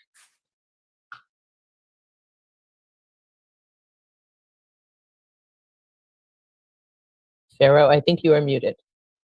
There we go. Can you hear me? Okay. Oh, now I can't hear you. I'm sorry, I muted me. Clock. Oh. Clock, can you reset? Thank you. All right.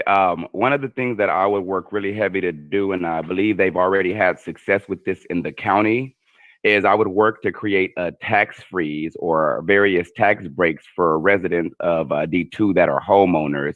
I believe creating a tax freeze for them will allow the building and economic development in the area to take place, while at the same time ensuring that our most vulnerable citizens, which are our seniors and even our disabled residents and our families, are not displaced from their properties. We also would like to make sure that there's incentives for developers that want to come in and build responsibly and not damage our neighborhoods and take away or create gentrification. Thank you. And the next person on this question is Jalen McKee-Rodriquez. Am I penned? Hello. Hi. Hi, just a tiny bit of musical chairs going on here. Let's hang in there.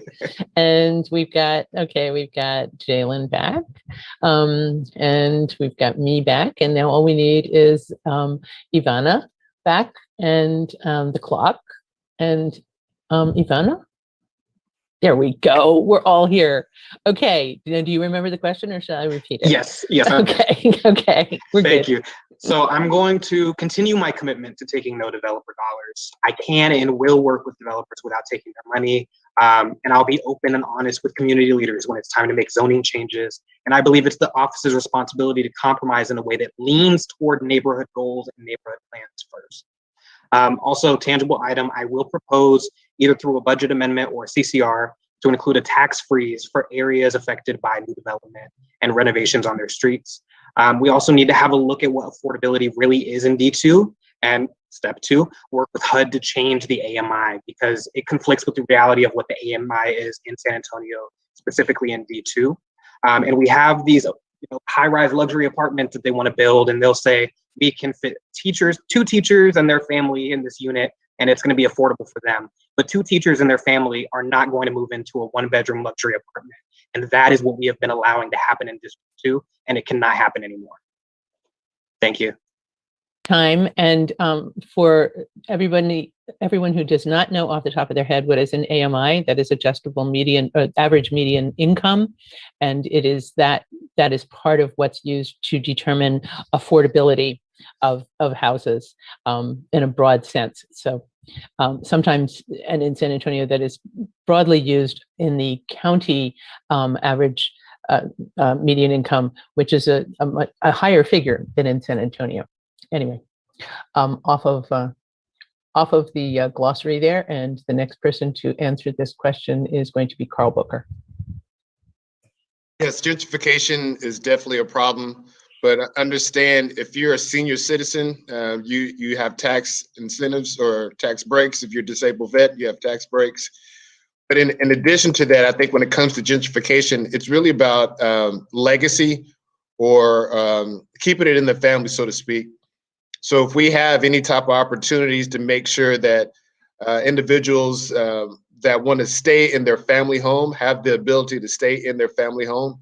Also, in addition to that, that there are opportunities for improvement. So hypothetical, if there are areas in the homes that need to be upgraded or fixed, that there will be some incentives that allows someone to come in there, either retrofit for handicap, but also cosmetic facade improvements. So I'm definitely in favor of doing that to better the community and enhance the area as well. Thank you. And the next person on this question is Dory Brown.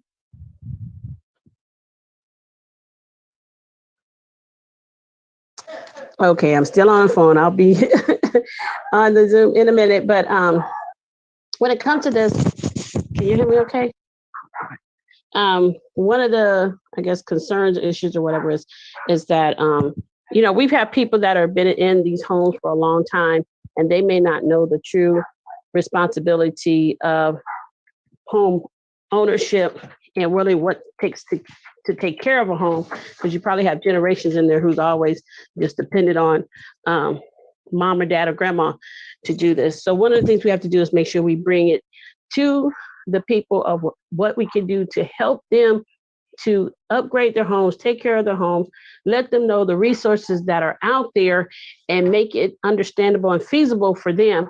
Also not allow these developers, if we can stop them that don't already have permission, but to come in and build things that are going to compete and drive up the tax rate as well. Thank you. Try to be timely. Okay.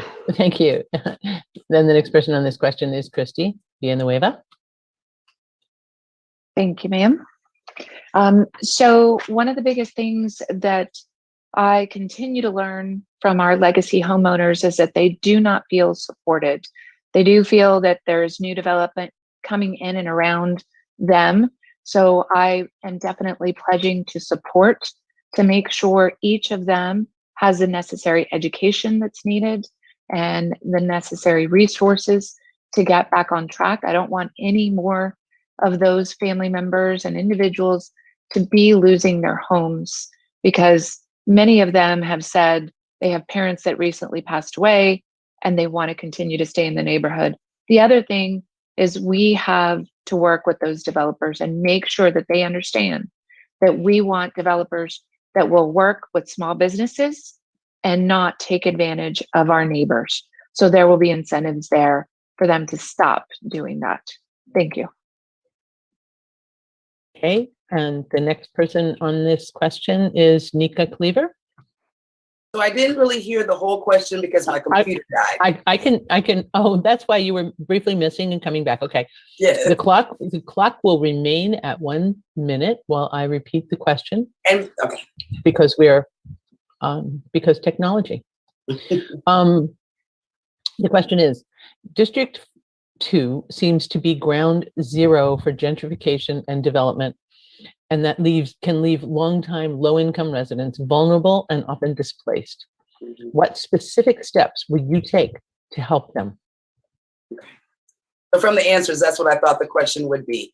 But we do have to actually educate all of our residents on what tax breaks that they can get and they already are able to get, right? Then we also have to be proactive and help our residents get to the place to where they can live comfortably in their homes and they have the resources needed to live a comfortable life.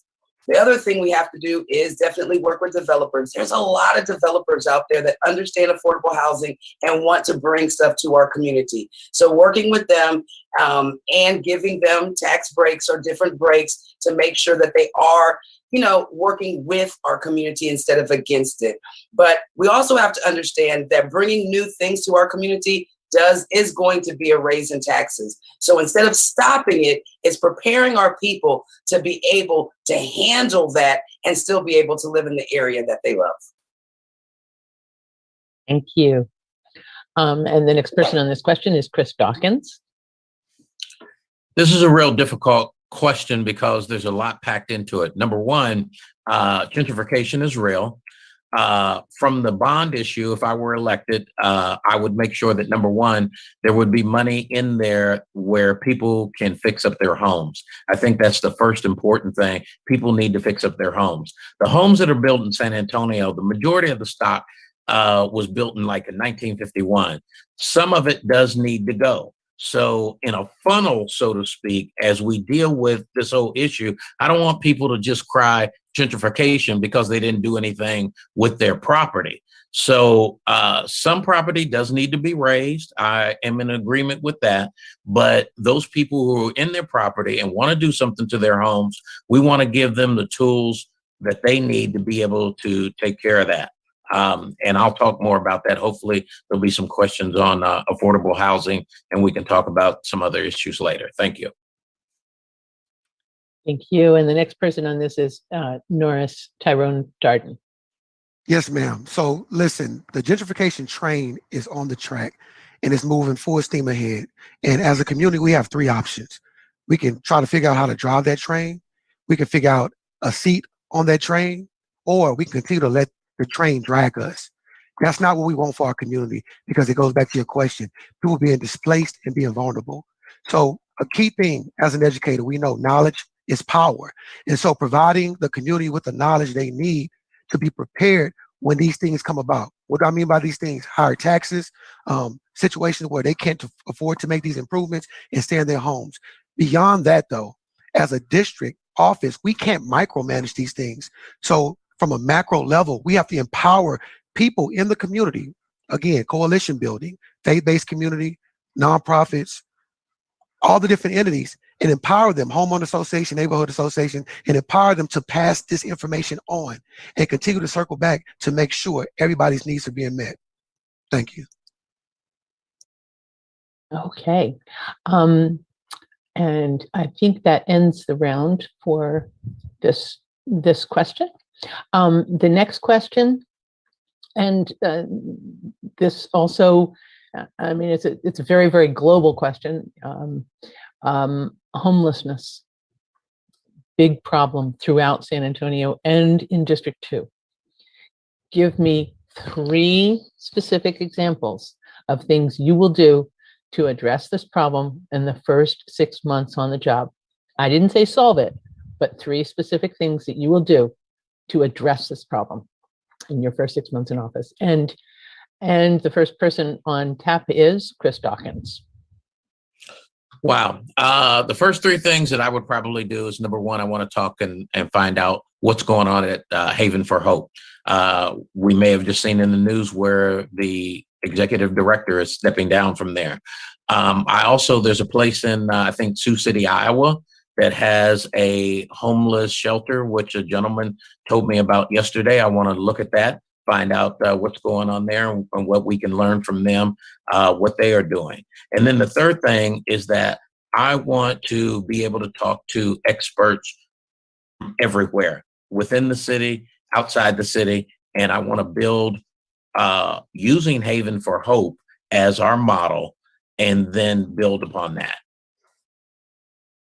Thank you. Next person on this question is Christy Villanueva. Thank you. This is a really tough question to answer, but I know first and foremost, I would make sure to speak with the law enforcement and social workers to see what it is that they're experiencing as they're coming in contact with our homeless residents. Make sure that there is not something that we can't immediately activate and expand on to help the situation. The next thing is there are a lot of nonprofits that have been supporting our homeless residents. So I want to make sure to also figure out how we can expand on their services and make sure that they're not just sleeping in tents or sleeping out on the streets, and then other residents of District 2 are just living in fear, as they've expressed. We want to be able to come together. And the third is to make sure to keep this all going, to make sure that we have money in the budget to do these things, to expand, to help others, so we don't lose the validity and the forward-moving progress. Thank you. Thank you. Next person on this question is Neka Cleaver. All right, so we've got to first figure out where the city stands in the programs that they want to do. They do have money for homeless. They do have a plan, getting different motels, hotels, different situations, buildings that haven't been used to try to help with that. So we got to see what they have in store so we can either fill gaps or help with that, with those programs to move forward.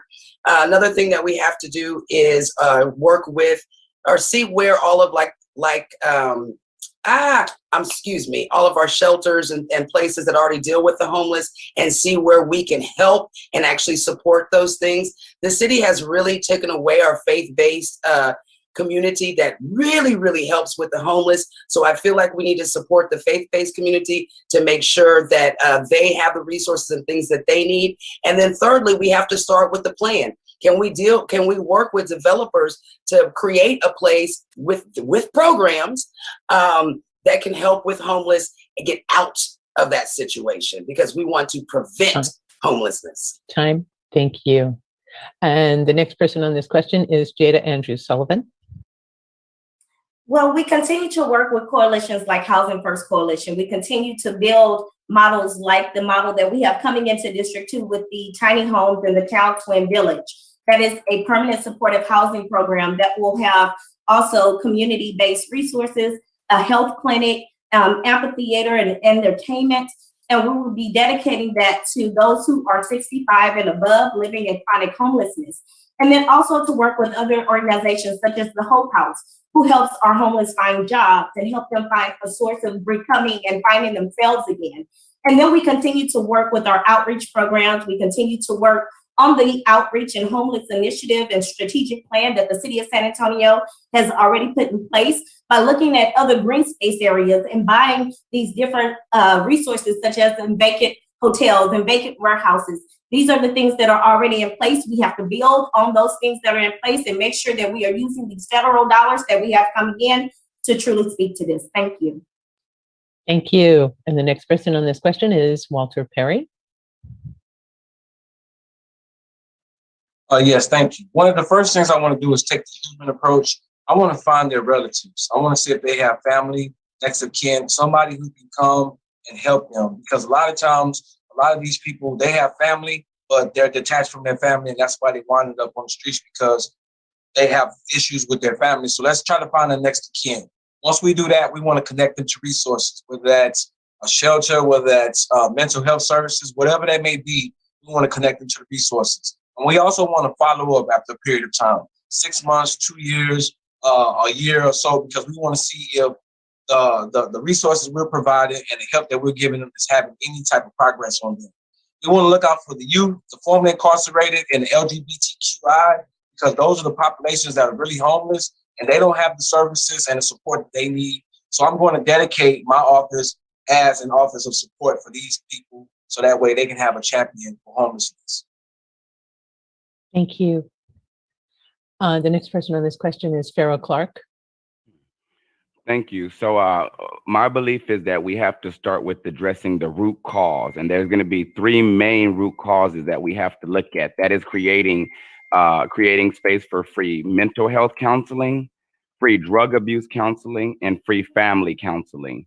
If you don't address and attack the root cause of homelessness, it does not matter what area and how you try to fix it, you will continuously see a revolving door. If we address these different key areas, and first we work through those through our nonprofits, our faith-based, and even our schools to send their undergraduates to help us with counseling. And once we address the problems on that level, then we can move on to making sure that we're connecting them with resources and jobs and providing wraparound services and support that help foster their independence. Thank you. The next person on this question is Jalen McKee-Rodriquez. Yes, so my priority will be housing first policy. If the priority is houselessness, the focus needs to be on housing. Housing first prioritizes getting people off the streets and in shelter and getting them access to mental health services. So one, I'll propose the purchase of 2 vacant hotels and temporarily house the homeless, similarly to in Austin. A huge problem with Haven for Hope is they require people to give up their pets, give up their belongings, and give up their coping mechanisms, all of which are no deals for a lot of people. 2, we have to commit to mental health care in all city-owned housing facilities. The causes of homelessness are trauma, mental health care, and that's why we have so many veterans, so many LGBTQ teenagers who have PTSD. These are communities that are high in crime as well and have an opportunity gap. 3, increase the amount of time caseworkers have to provide recommendations when they're visiting houseless encampments. That's a big one. And then also 4, extra support tiny housing communities for permanent housing solutions. Thank you. Thank you. The next person on this question is Norris Tyrone Darden. Yes, ma'am. So the first thing we need to understand is that homelessness and houselessness they are not monoliths. So the first thing we have to figure out is, or identify, are the different levels of homelessness. There's not one type of homelessness. And so if we try to approach it all the same way, we're going to fail dramatically. The next thing that we definitely need to do is, once we identify the different levels of homelessness, then we look at those root causes for each level. For example, someone may be homeless because they're 1 paycheck away and they lost the job and now they're homeless. So now their root cause is they need a living wage job or a paying job. We connect them to those resources. And then finally, the community comes together We identify the people that have a heart for this, that are the experts for this, and we put together a team that puts together a draft for a comprehensive housing program that leads and is transitional and it leads to homeownership if that's what the person desires. Everyone does not desire to be a homeowner. Thank you. Thank you. The next person on this question is Dory Brown. Okay, can you hear me Dory, okay? you did it. Yes, okay. I just did. When it comes to homelessness, one, I want to work with, I don't believe in recreating the wheel. So I want to get with the organizations that are out there already, such as like Haven for Hope and SAM and other faith-based ministries, and see how we can help them, or they can tell us what the shortcomings are. The reason maybe what they thought they could do, they couldn't do, and how we can fill those gaps in the holes. Manage the tent cities. The tent cities are out there. You can't just move the people around, but if we can kind of assist them, and managing them and keeping them clean, that's something we can do. I agree with Farrell. We have to find the root cause of why people are out there. And then sometimes you have to realize some people, they just prefer to be homeless. Some people don't believe that, but I've talked to homeless people before that say that. And I just talked to a lady today who has a concern about homeless people living next to her house. And she said, yeah, they told her they just want to be homeless. They don't want the responsibility of time. That responsibility of being at home. Thank you. Okay, and the next person to speak on this question is Carl Booker. Again, part of my community dashboard is to have access to information. One thing that's important to the community is inventory. We need to know where the vacant lots are, where the vacant buildings are, where the vacant schools are. This will allow not only us as individuals to be able to send someone there, but also for developers that are looking for real estate opportunities that will allow for housing. Secondly, this is a mental health issue. Imagine being homeless. It's going to be stressful. So we know these things going in, like a moth to a flame, it will be an attraction. So if we know a horse needs water, we're going to build a pond to attract that horse.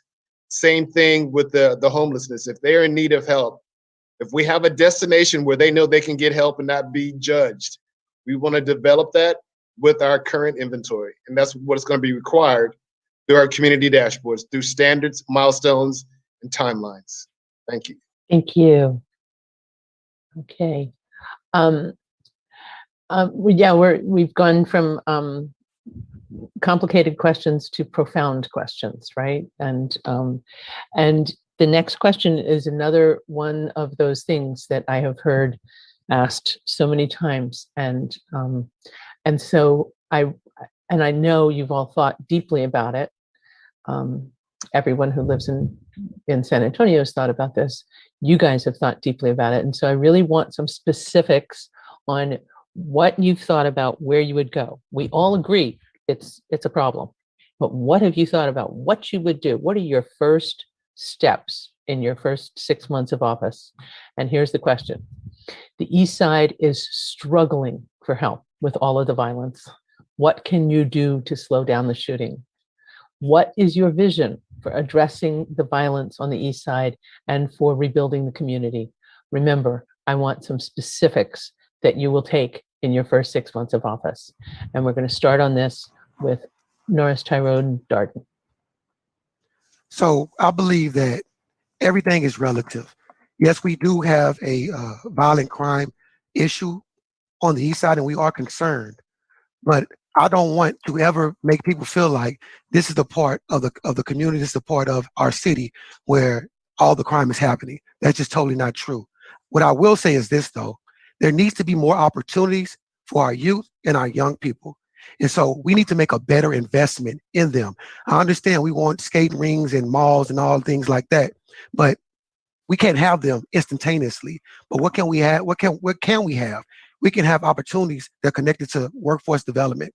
We can have opportunities that are connected to the trade and vocational areas. We have to start putting our people in a place to where they have a choice. And so with that being said, as a council person, the initial piece would be identifying all the resources and connecting all the community members to those resources so we can have a choice. Thank you. Thank you. And the next person to speak on this is Chris Dawkins. Help is on the way. This is what we're going to do. I'm going to be very hard on crime. It's going to be so difficult that some folks may not really like it.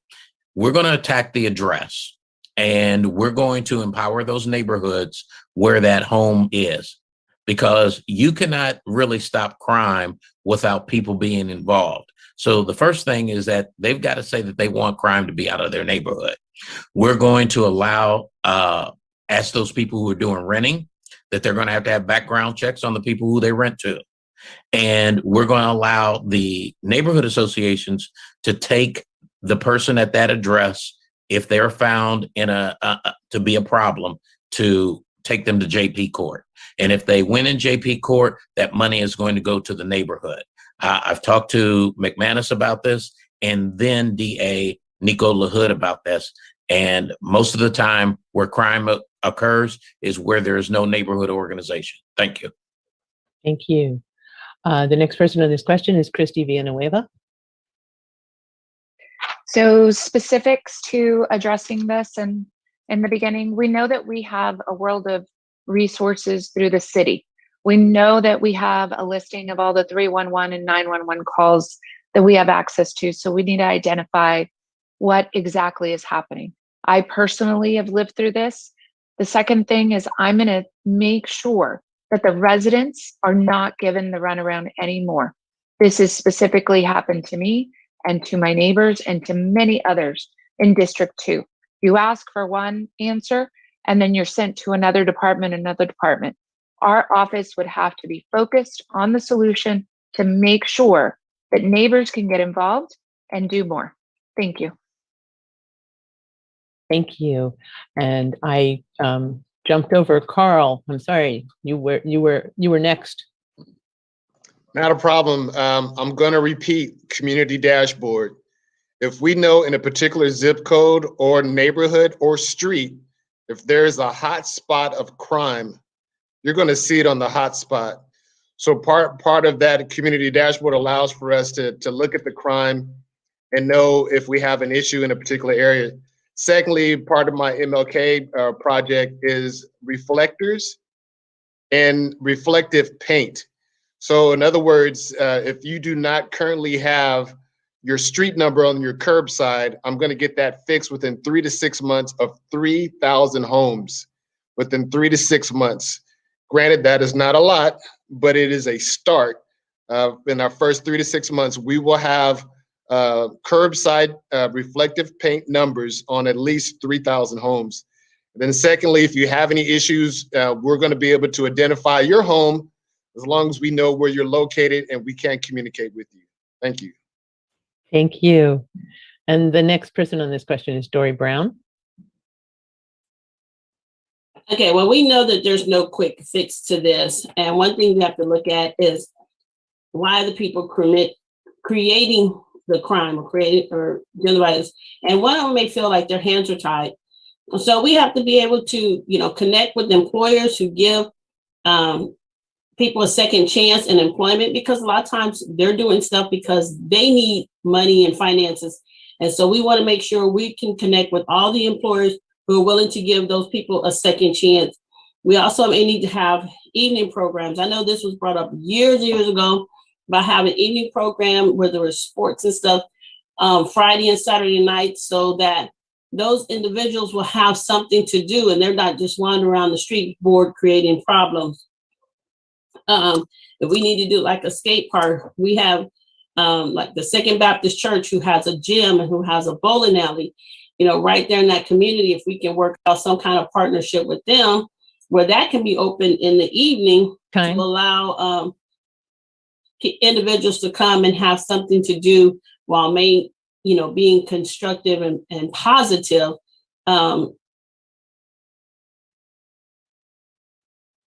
Okay, and the next person on this is Walter Perry Sr.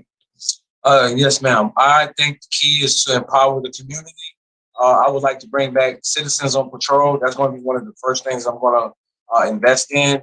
Also, I want to support community leaders that are on the ground doing the work. You have a lot of formerly incarcerated people like myself and other people out there like Benny Price. He has a movement going on. There's so many people doing so many things. And so we have to support these people when they're doing good things. We're so quick to condemn them when they're acting bad or when they're going against the city. It's time to embrace the community leaders that are already doing it. So one of the things I propose to a lot of these people and former gang members is a citywide truce. And that's something that we can just present to the city and present to the people and say, look, we care. We're tired of the killing. We want to do it at least starting on Sunday, because to a lot of people, that's the Lord's Day. So we want to start on Sunday, and hopefully that can go on to other days. So that's where I'm going to implement the first 90 days. You can quote me on that, and you can come back in 90 days, and then you'll see. Thank you. Thank you. The next person on this is Jada Andrews-Sullivan. So the first thing that we want to do is continue to make sure that our community feels safe enough to speak out.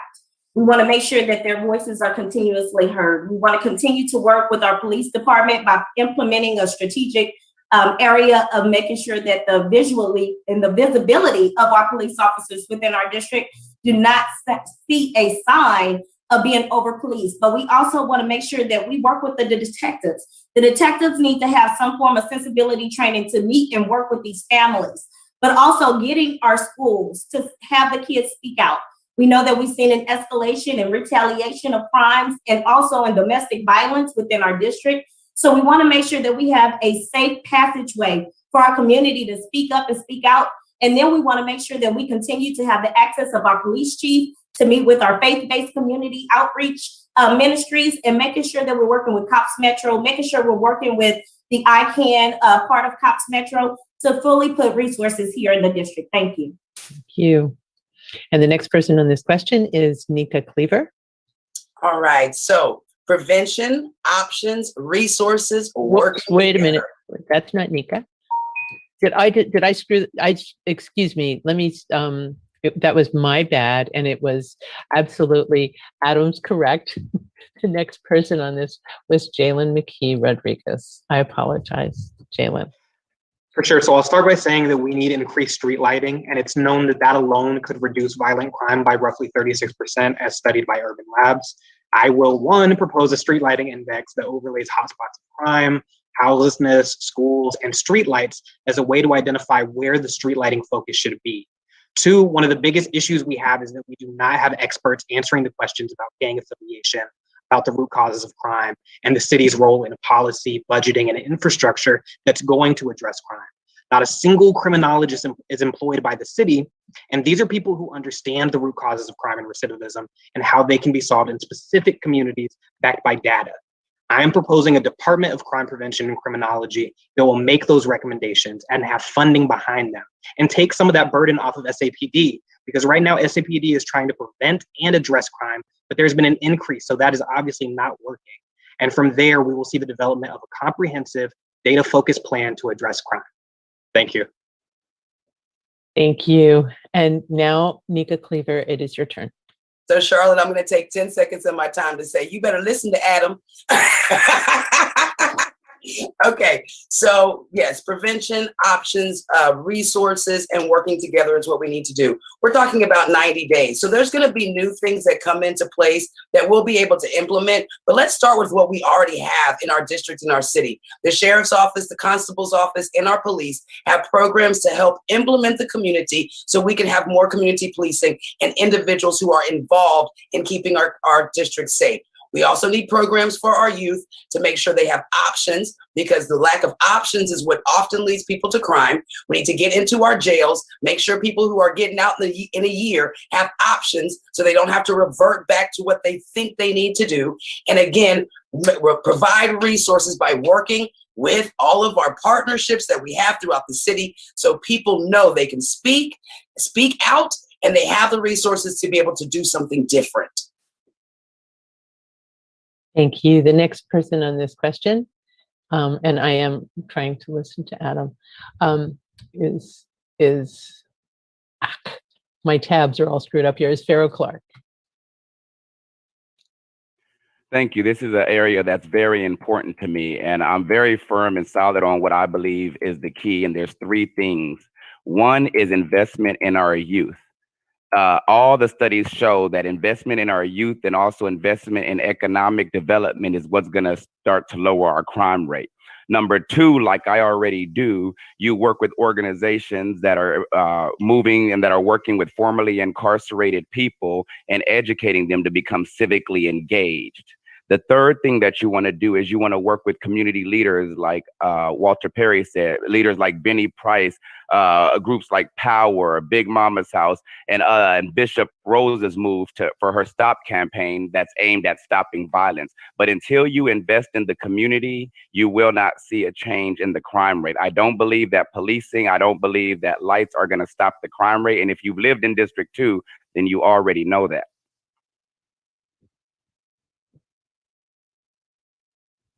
Mute button. Thank you. You guys are all a bunch of terrific wonks. And I'm going to ask you a question. Usually we do it at least 3 different live streams of candidate forums from District 2 every year. This year we're only doing 1. So I'm going to pull up the question that is always asked in the Menke Park District 2 candidate forum, since they're piggybacking on this forum today. And that question is, what is the most recent book you have read? Okay. And I'm going to go to Jada Andrews-Sullivan first. Sorry. Thank you so much. Let me stop you for 2 seconds. This is going to be 30 seconds. Okay. Sorry. Go ahead. Start over. Okay, thank you so much. So the most recent book I have read will have to be my Bible. It is a morning meditational devotional for me. It helps me and guides me and leads me on this path to do the work of the will of the people according to what God's will and way is for me. And so that is the most recent book that I have actually read, and that was just this morning. So thank you so much. And the next person on this is Dory Brown. Well, I do a daily read of the Bible, but really specifically the book is called 12 Ordinary Men, and it's about the 12 disciples and how God took those 12 ordinary men who had no education or whatever.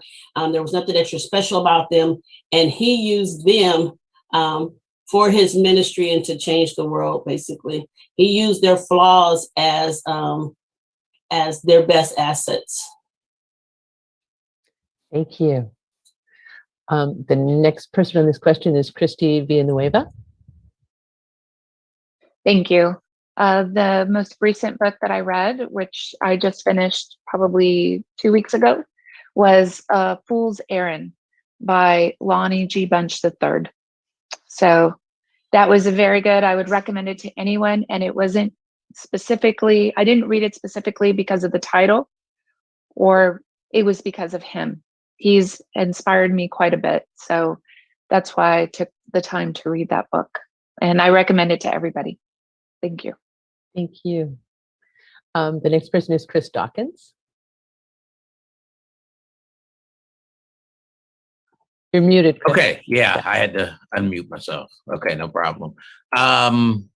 What Would the Rockefellers Do? Is the last book that I read. And that's a book about insurance, actually. It's a book about whole life insurance. And that was the last book I read. I think it's a very good book. I don't necessarily recommend that others read it unless you're interested in investment and in insurance. Thank you. The next person on this question is Jalen McKee-Rodriquez.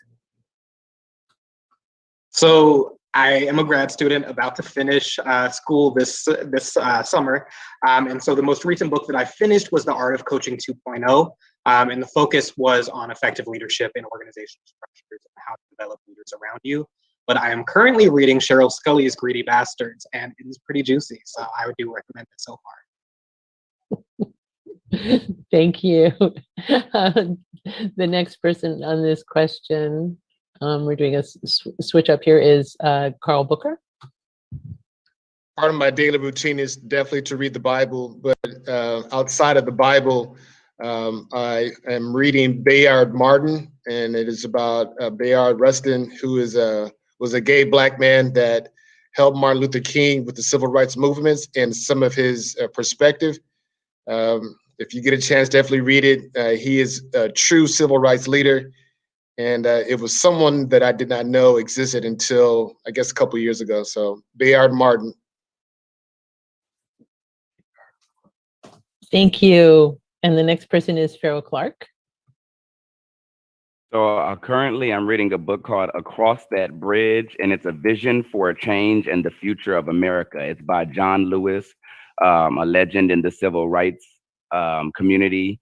And that's something that I pride myself on, is civil rights, the struggle and the fight that continues. So I like to study the greats that have come before and see what their mind is. And it just draws from his experience and kind of talks about how to move through that struggle. So for people that are interested in civil rights, it's a really good read by a really great man. I think everybody should read it. Thank you. The next person is Walter Perry. The last book I read was Facebook.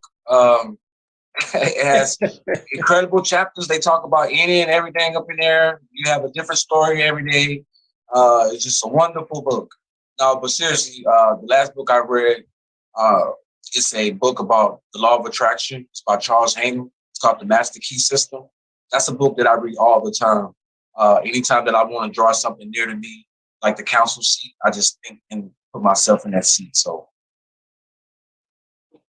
Thank you. Norris Tyrone Darden.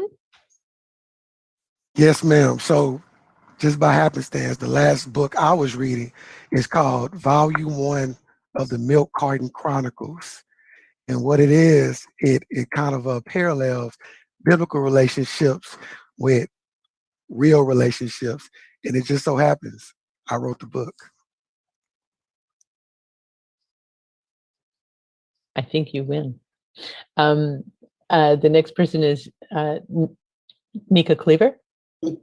I love it. So I'm such like a help get, make yourself better person. So here you go. We've got 13 ways 13 things that mentally strong people don't do. Secrets of a great leader right here. Purpose-driven life. Okay, that one's right there. And again, the Holy Bible. Now, during campaign time, when have we had time to read any of this? None. So the last thing that I actually got to read was The Secrets of a Great Leader. Thank you. Thank you so much. This is great. I'm writing all of this down. NOWCast's offices are before COVID are in the Central Library. So I have access to all of these. So okay, we're going to go back to a heavy duty question here, and that is, and back to a 1-minute answer. What is your position on police accountability and the police contract? And you can take it also to the ballot provision if you like. And the first person to answer on this is going to be Dory Brown. Well, if you're working for me, you're accountable to me. And that's how I look at the police department. I do believe that we need to have a working relationship, and we're going to have to agree to disagree. But because you provide a particular service does not mean that you should not be held accountable in the ways to the people that you are serving. So there does need to be some changing. There does need to be some retraining. I've gone through the Citizens Police Academy and see all the things that they're taught through that 13-week program. But one of the things that we need to know, they need some diversity training.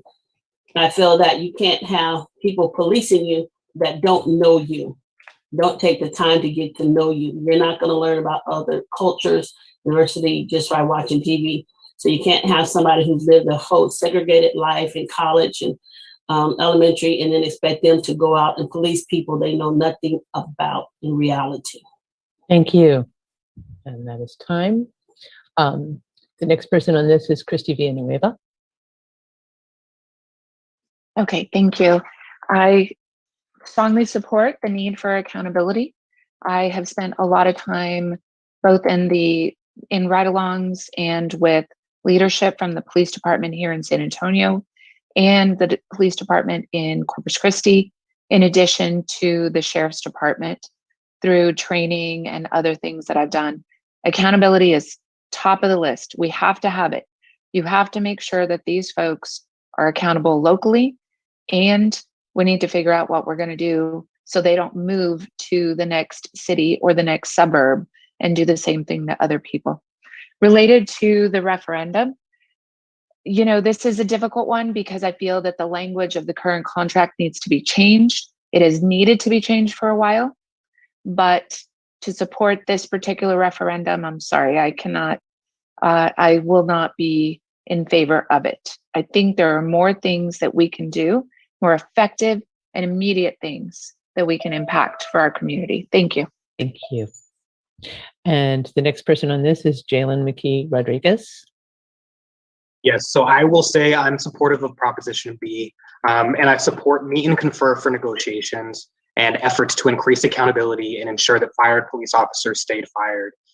There's a contentious police-community relationship that needs mending, and we want to see that. But there's no way that mending this relationship can be done with closed-door meetings. I also believe there's 6 provisions that I would like to see eliminated, including delayed interviews with officers under investigation, providing evidence to officers under investigation before their interview, limited consideration of officers' disciplinary history,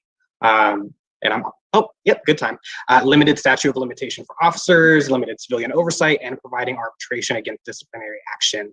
I also believe the Evergreen Clause was a huge mistake. San Antonio council members can meet the union halfway in good faith, but the union can decide to say no to whatever changes and keep their contract for 8 more years, so they can just wait it out for new council members. This clause needs to be eliminated. It is not good business. Thank you. Thank you. The next person on this question is Norris Tyrone Darden. So I believe accountability is linked to access. If we don't have access to our leaders, if we don't have access to our unions, there's really no way to hold them accountable. So the first step, I believe, is transparency and openness in these processes, in these collective bargaining agreements in regards to contracts and things like that. So that's number one. Let me say this as well. I'm 100% for accountability. As an educator dealing with children all day, we have to be accountable because we're their models. Beyond that, with these contracts, we have to make sure that the people's best interests are involved in making these decisions. And so when the people lose, we all lose. I commend Fix SAPD because they took the democratic process and used it to their advantage. And I look forward to hearing the debate between Fix SAPD and TPOA so we can get a clear understanding of what we will or will not be voting for in regards to Prop B. Thank you.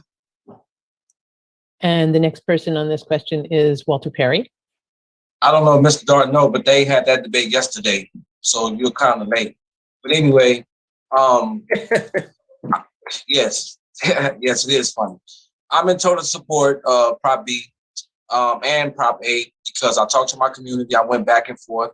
I talked to SPOA. I talked to the firefighters, and I let them know that I'm on their side. But at the same time, it's all about the voters. And talking to my voters and talking to my constituents, most of them feel that I should side with Prop A. And so that's why I'm going. And that's what you need in a leader. Somebody who's going to come to the constituents and say, hey, I was thinking about voting no, but why should I vote yes? And then they gave me the reasons.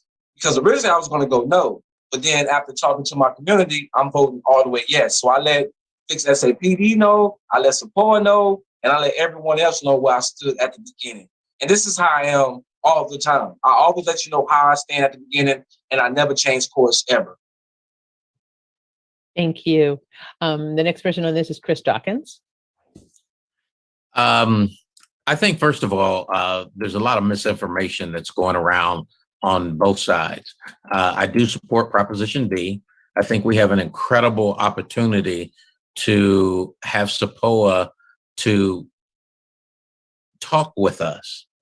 And I think that's what the community is asking for. We want them to talk to us. And once they talk to you, I think you will have a better police force for Proposition B. because you will have both sides hopefully talking to each other. If SAPOA decides to really be very strict and not want to talk to the people, then it's going to be very, very difficult. But I believe we have a unique opportunity here so that they can hear what it is that we're asking. SAPOA has been the only force that has not had a community involvement. Thank you. Next question. Next person is Nneka Cleaver. So we're talking accountability.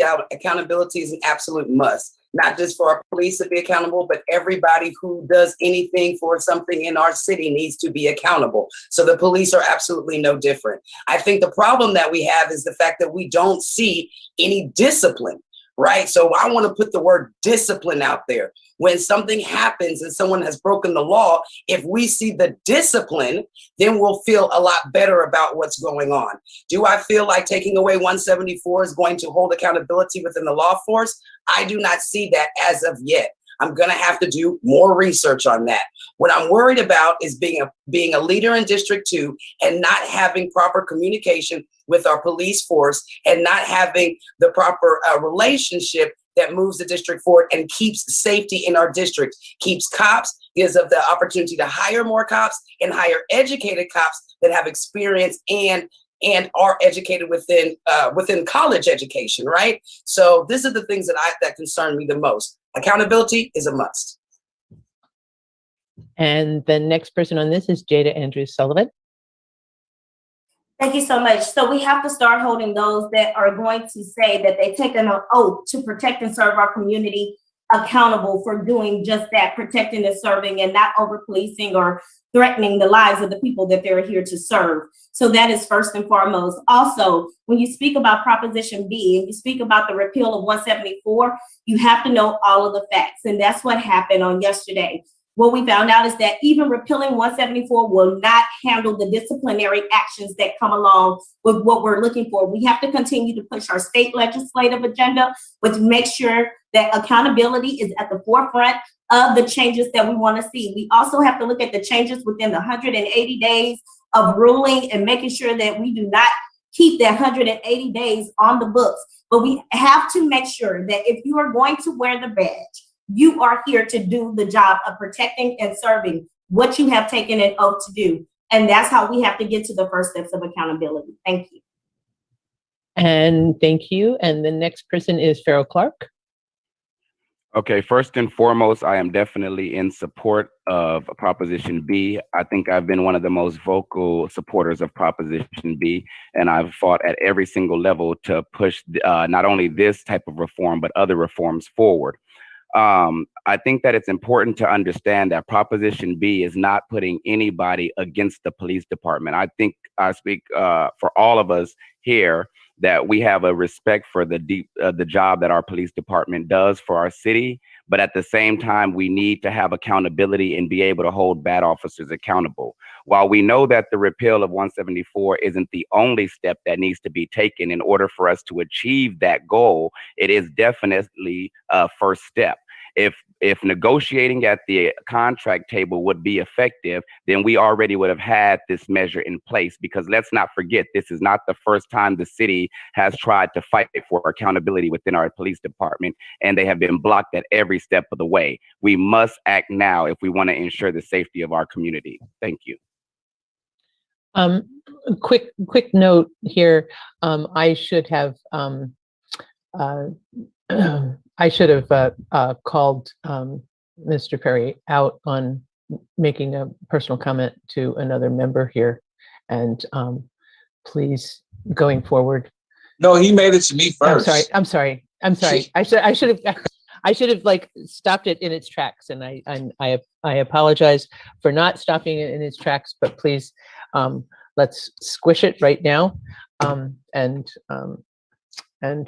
go forward with aiming our comments at the policies, not the people. We are coming up on, we're running a little bit over time, and to my wonderful friends at SAI, I apologize because we're going to go over, because I'm coming up on another 10-minute section here, and that is people's closing because I think in many instances y'all had things that were left that you wanted to follow up on, and things that you may have wanted to clarify. And so I want to give each of you 1 minute to close out, and we're going to do that in ballot order, starting, if you are ready, 1 minute, and starting with Miss Nneka Cleaver. Look, I gotta wait till I see my cute face on the screen. There we go. Just like she said, #1 on the ballot and working very hard to be #1 in your heart.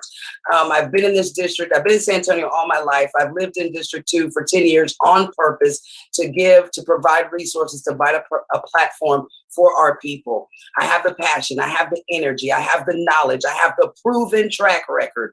I've got things done in this city. I've got things done in this district. The community loves to work with me, and we can continue to move things forward. Again, I ask humbly for your vote, your support, and get ready, because when I do get elected May 1st, we're going to go straight to work. We're going to get our boards and commissions filled with the proper people and the proper, the folks that love our districts, and we're going to get our projects and our programs working and going. So just be excited, because I'm excited, and I thank everybody for all the support I've already gotten and for all the votes on May 1st. Thank you. Thank you. Oh, I'm sorry, Carl, did I miss you on that last question?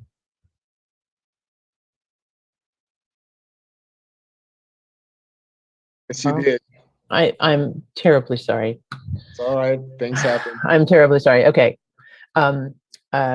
Let's have you go to the last question, which was, what is your position on police accountability in the police contract? Okay. I'm in agreement with Prop B. I think for the first time, fixed SAPD was on the offense. We can look at what happened in Georgia with what they just recently passed. They're on the offense. A lot of times for minority communities, we're on the defense. George Floyd gets killed. Trayvon Martin gets killed. So now we're on the defense. We have to respond. How do we respond? This is the kind of thing what police accountability does. We hold them accountable. What are their intents? Are their intents to do harm? Is their intent to intimidate us? I don't want that to be the case. I don't want them to have qualified immunity, meaning that they are qualified to kill us.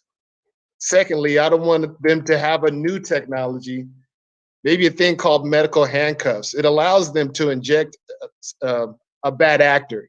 In some cases, it kills them. The intent is there, and it needs to be stopped. Thank you. Okay, and we're going to go back to closings. Like, is it my turn again? I'm just kidding. I'm just kidding, Charlotte. So it turns out that I was the victim of a typo. So it was anyway. We're going to go back to ballot order for closing statements. So the next person would be Walter Perry. Hi, I'm Walter Perry, and I'm humbly asking for your vote. The reason why I'm running for District 2 is because I want to take it in the business direction. I hear a lot of people saying that they've done things, they got things accomplished, but if you go right on Givers, there are sidewalks that got established about 4 years ago. I have a proven track record of getting things done. I used to work for Sage for 2 years. I have economic development experience, so I have experience with working with developers. I don't think any of these candidates can say that. I also have experience through my college, Texas A&M University, with working with groundbreaking initiatives that we're working on right now through Henry Cisneros. I don't think any of the candidates can say that. I own my own home. I reinvested into my community. I have an award-winning program called Suit Up, which Neka, actually, I got the first award through her radio station. So my work has been impeccable for the last 10, 15, 20 years. So I hear people saying they got things done, but you can go see the work that I've done. You can go look at my name at St. Philip's College and see my name everywhere. Thank you. Thank you. And the next person is Jada Andrews-Sullivan. First, thank you so much to NOWCast. Thank you to our community. Thank you to the District 2 residents who have submitted your questions. We are here for you. We are here to make the difference, and we are here to be the change that we want to see.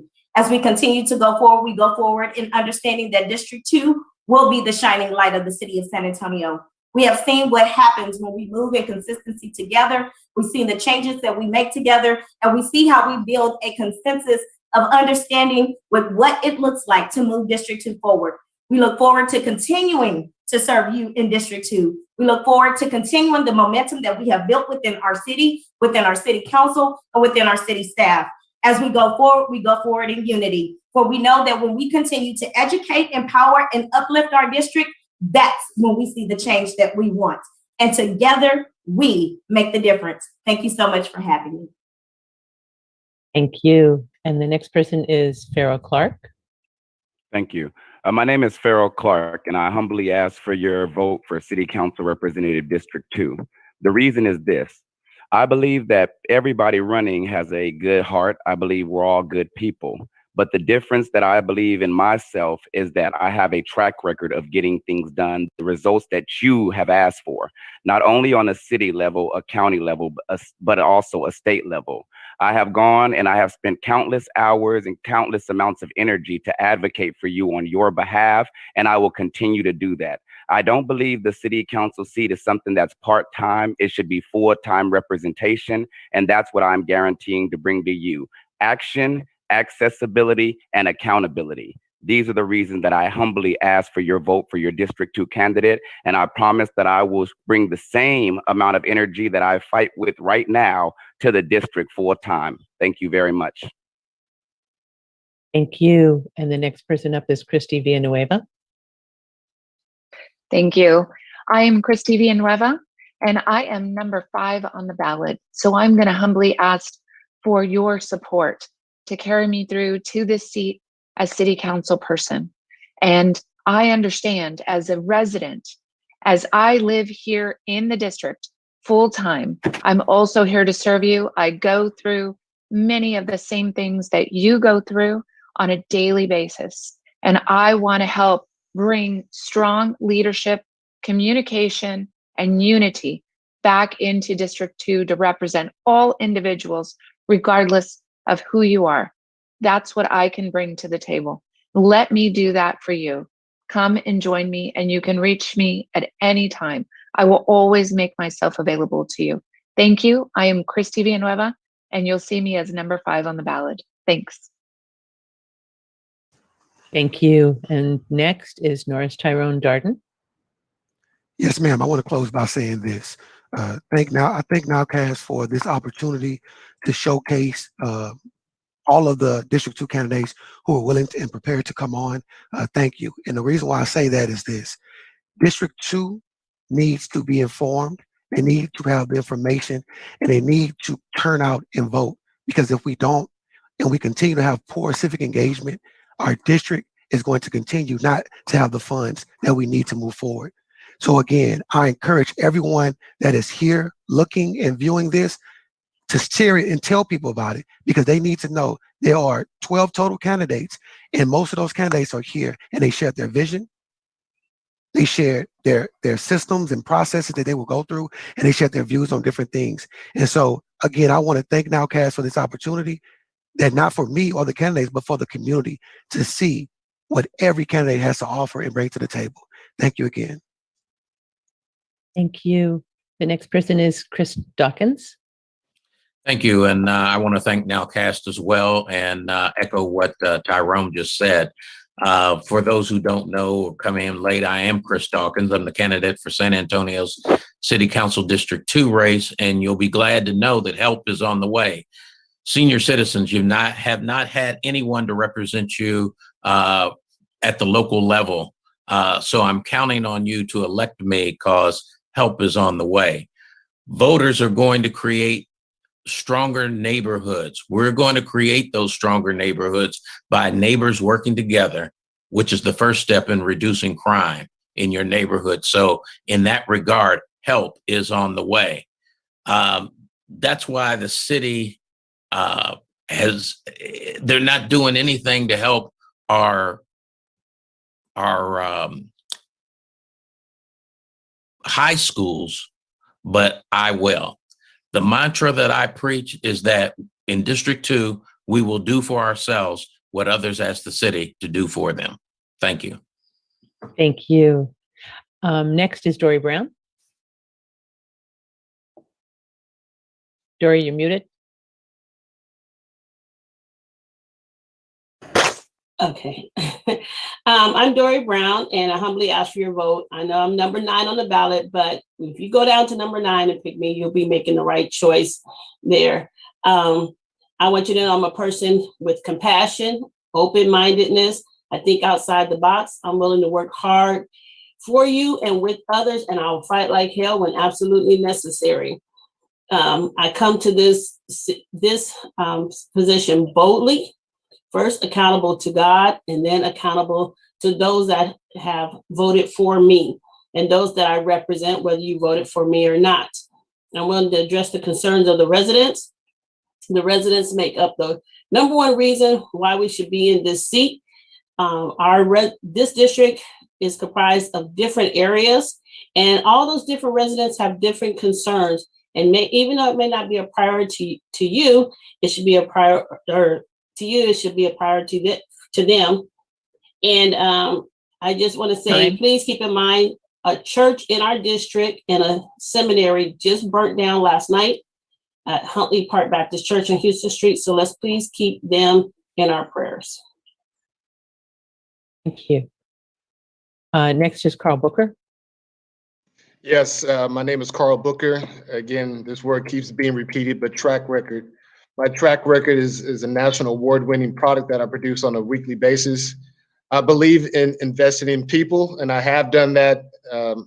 It's been well documented for the last 10 years. I believe investing in people. I also believe in establishing standards. Once we establish those standards, we get to determine where we are as a community. In establishing those standards, we need to establish milestones. You know, what does success look like for us, or what do failures look like? And then also a timeline. How do we reach those timelines for measurable growth? One of the things that are important when you think about artificial intelligence and how we consider them to be experts, they must fail 100,000 times to be considered an expert. I have no intentions on failing 100,000 times, but I do believe I have failed enough to know what not to do. You can't beat experience, and you can't pay for it. You must do it, and you must live by it. Thank you for this opportunity, and vote for Carl Booker for D2. Thank you. And Jalen McKee-Rodriquez. Yes, so thank you all who are watching. I want to reemphasize to you, I'm running because we are a city of working class people, and we deserve working class representation. We have too many lawyers, consultants, and wealthy people as elected officials. We have too many people who have been allowed to exploit our communities for profit.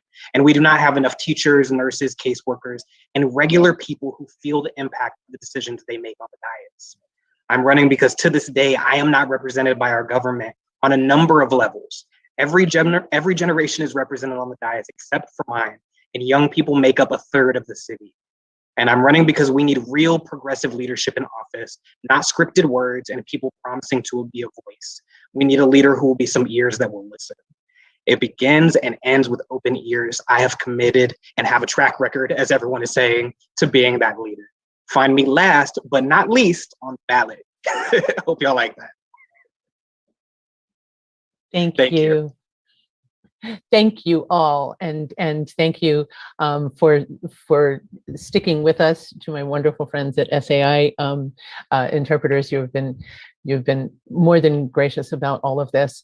To everyone involved, you should know that NOWCast will have up probably by Monday our usual annual special section and it will be called NOWCastSA. It will be tagged in the homepage on the menu bar, and it will say election 2021, and it will have all of the videos, not just this one, but all of the videos, some that you guys were referring to.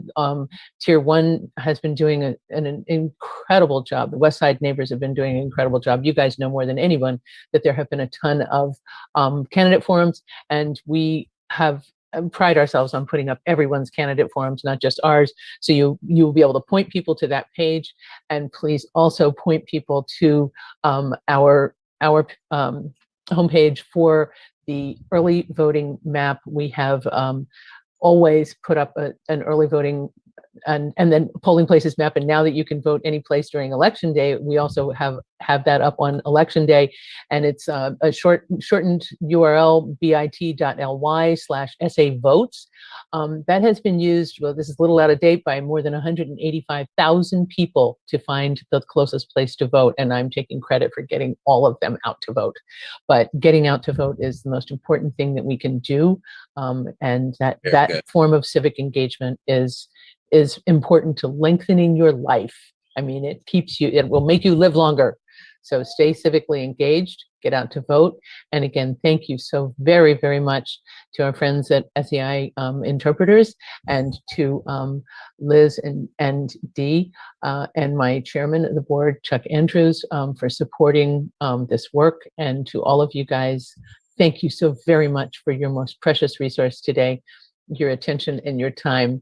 And I hope that the residents of District 2, including me, I know I really appreciated it. I learned a lot. Thank you. Thank you, Charlotte, so much. And Ivana, you are the best. I just want Ivana to know you're the best. And Cynthia too. Yeah, And Cynthia, her kudos. She was fingering it up. But Ivana needs to do all of my stuff for me, because she's just as candidate and everything. So like together, we'll make people tired. You guys are awesome.